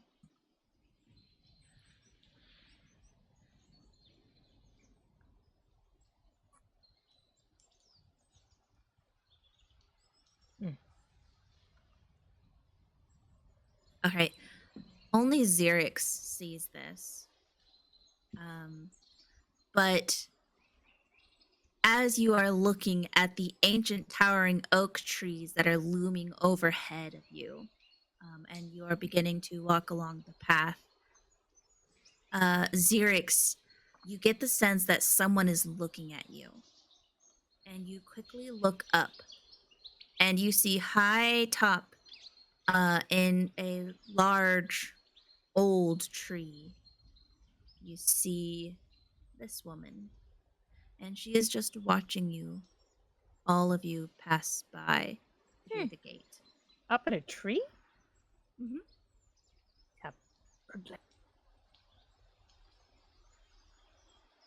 And Xerix, as you make eye contact with her, and she makes eye contact with you, she gives just a salute. How far is she? She is about 60 feet up in this tree. I'll just nod and then keep walking. Okay. And the rest of you carry on.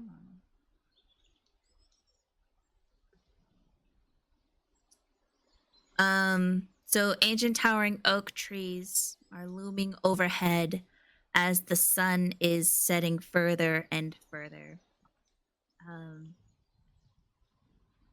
You hear the crunching under your boots grow louder the farther you go in, and you see that the path is slowly getting more cluttered and messy from unuse until the path virtually just disappears. Go ahead and everyone roll a survival check to make sure you're just staying on what you believe is the path. Ugh.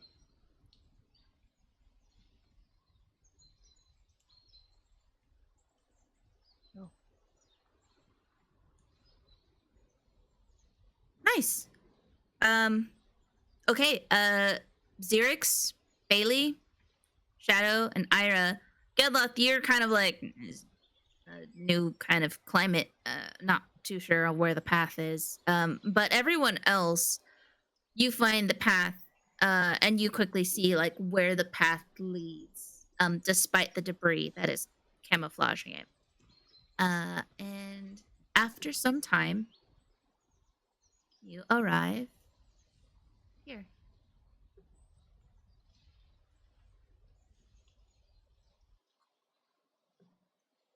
And as the birds begin to quiet down, all that you hear is the pattering of rain. And I'm assuming you guys set up tents, use the spots where the camping areas for tents are. There is a fire pit if you wanted to make a fire. Anyone want to make a fire in the fireplace? The fire pit? Somebody make a fire. Got fire making stuff? I got Uh, my pyro converter, but it could blow up, so just so you know. Yeah, let's use it. That's the easy way to make fire. Yeah, but then it might blow up too. I do have a tinderbox. I can Oh, help wow. make fire. Or we could do that. Okay. I pull it out of my bag of holding. Okay. Go ahead and roll a survival for me. We're just using and making that there fire. Nice.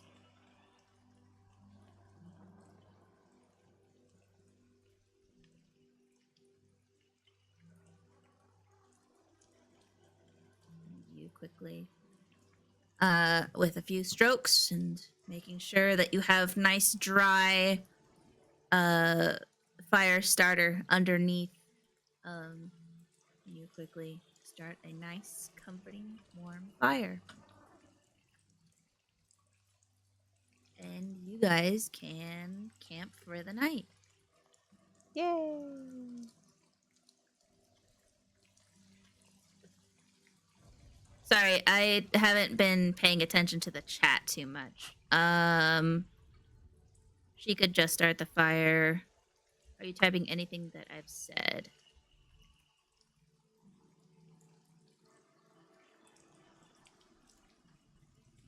Well, Shadow got a good fire starting roll, so I think that's fine.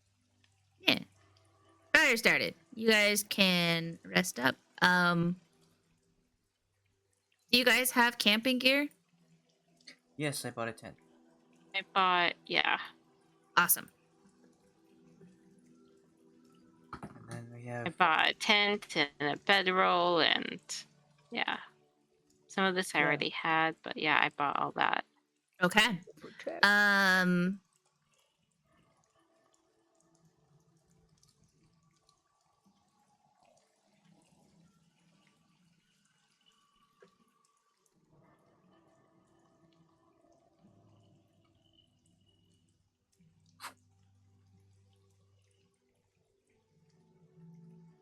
Okay. Who's taking watch?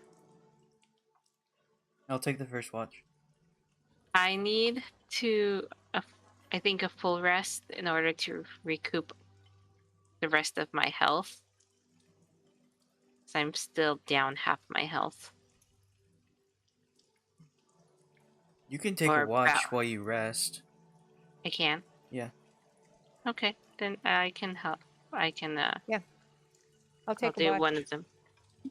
Bei-leigh can take second watch if you want. Okay. No, So no, Bei-leigh take and her. then Shadow for Shadow. second. Okay. And that is a no.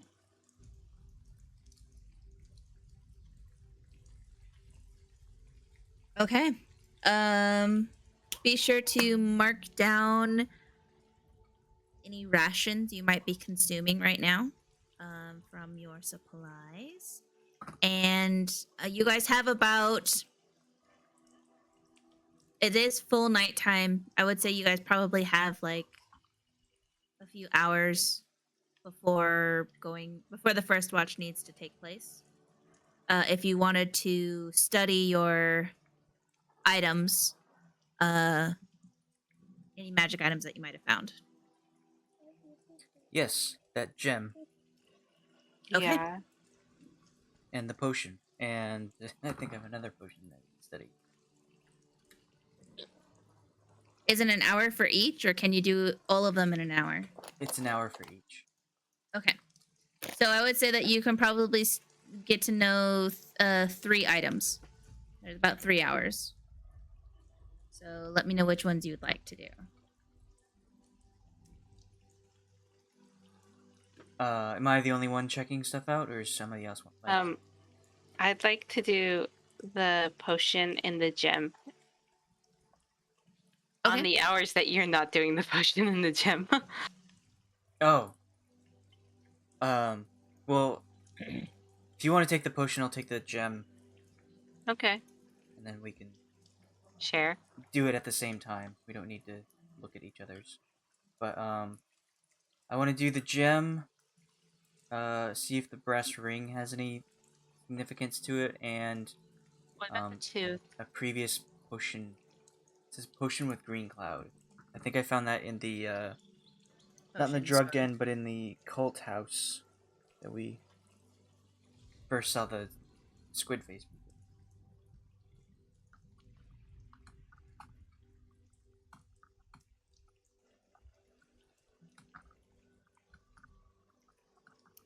Okay.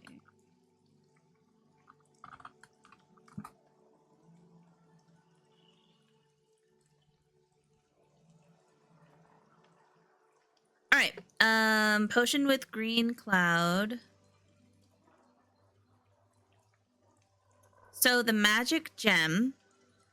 Let's do that one first. So Xerix, the magic blue sapphire gem that you found,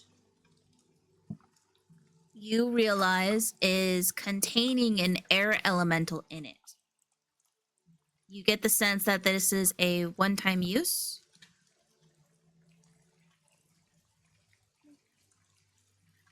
And if you were to break this gem, that would release the air elemental to your command. Does it require any attuning? It does not. So here is the copy paste for it. I'm gonna put it in your character sheet in the bio page under the treasures. I'll put it between your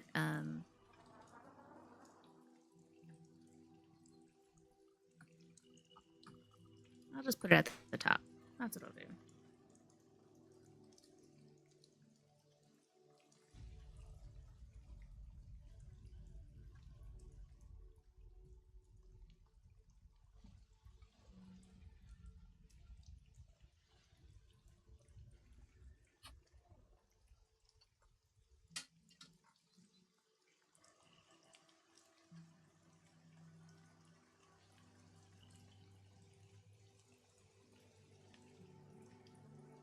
There you go. And then the shadow, Yeah. the bottle, the potion is not a potion.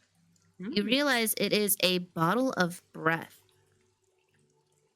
Let me get this for you.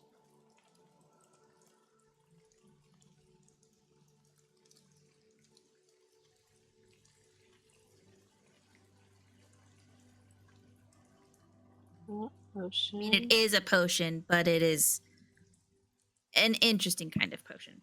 and I'm gonna add this to your character sheet. Shadow. Character sheet. Bio. And it's gonna be in your treasure section. Okay.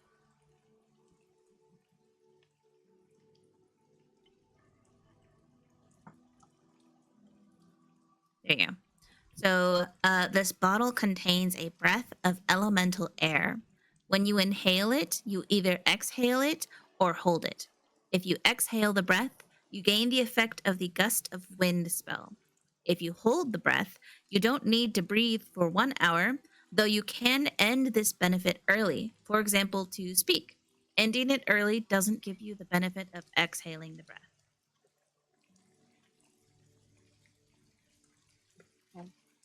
And then let's see. Did I have any items?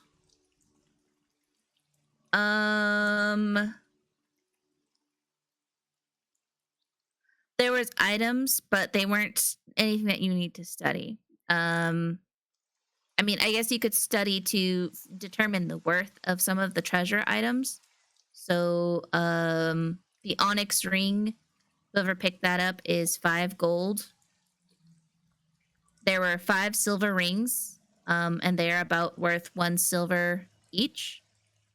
There were 2 small gold bracelets, worth 10 silver each. There was a gold locket with a painted picture inside that was worth about 20 silver. There's also a harmonica and a smoking pipe. I want the harmonica. You take the harmonica. Bei-leigh's got a harmonica now, and she's trying to learn how to play harmonica. We have a duet. It is a picture of a person in the necklace. Okay, you put on the gold bracelet. Ayre's like getting old. You do not recognize them. No. It appears to be a woman with a slightly tan complexion, and she has long brown hair.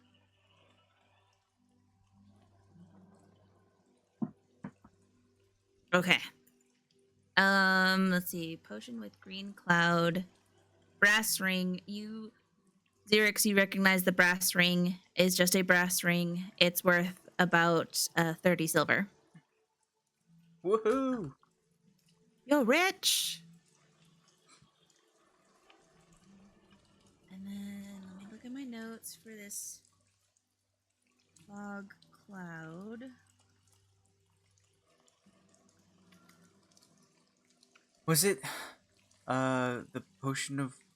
It was like an experimental potion of water breathing, right? Yeah, there were some potions that Okay. you guys got too. I think So there was a potion of healing that went to Shadow. There was a potion of the potion with the green cloud is a potion of gaseous form. okay. Geldloth got a potion of vitality. Xerix, you also have a potion of growth Yep. that lasts 1 hour. Shadow has a potion of divination. Oh, but she used that.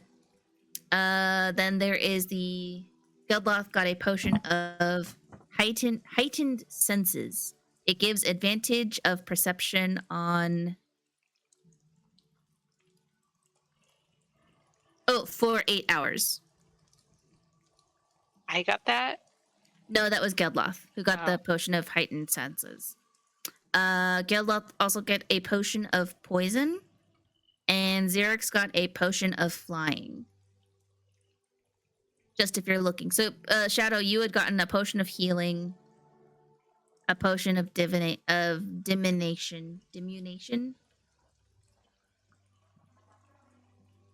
So, potion of healing Mm-hmm. and what?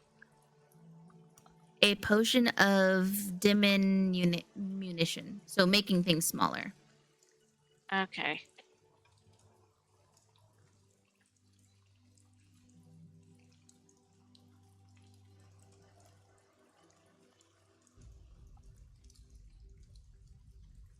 And that should be all of the potions. Diminution. Diminution. That's it. The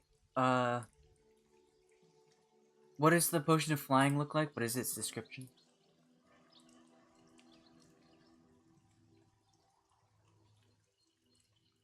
Let me check this.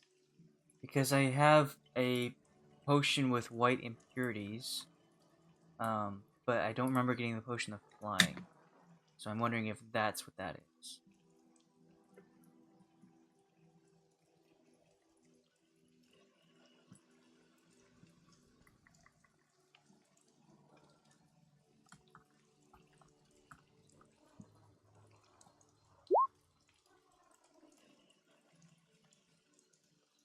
Yes, it is. Okay. Just look it up. Okay. I was like, I'm trying to look it up, but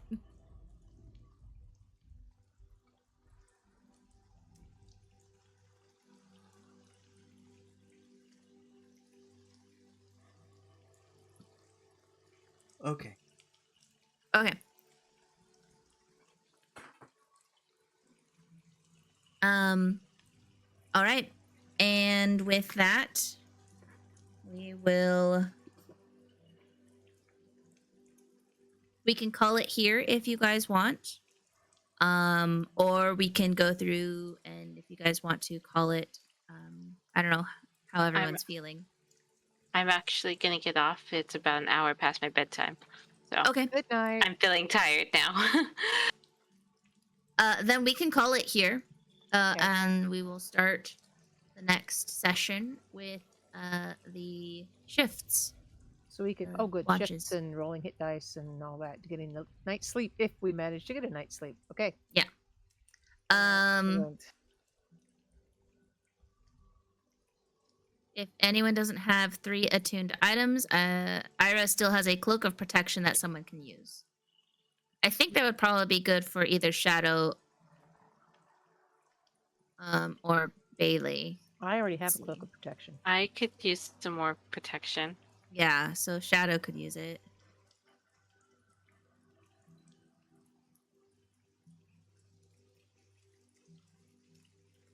I think it just added to my armor class or something, didn't it?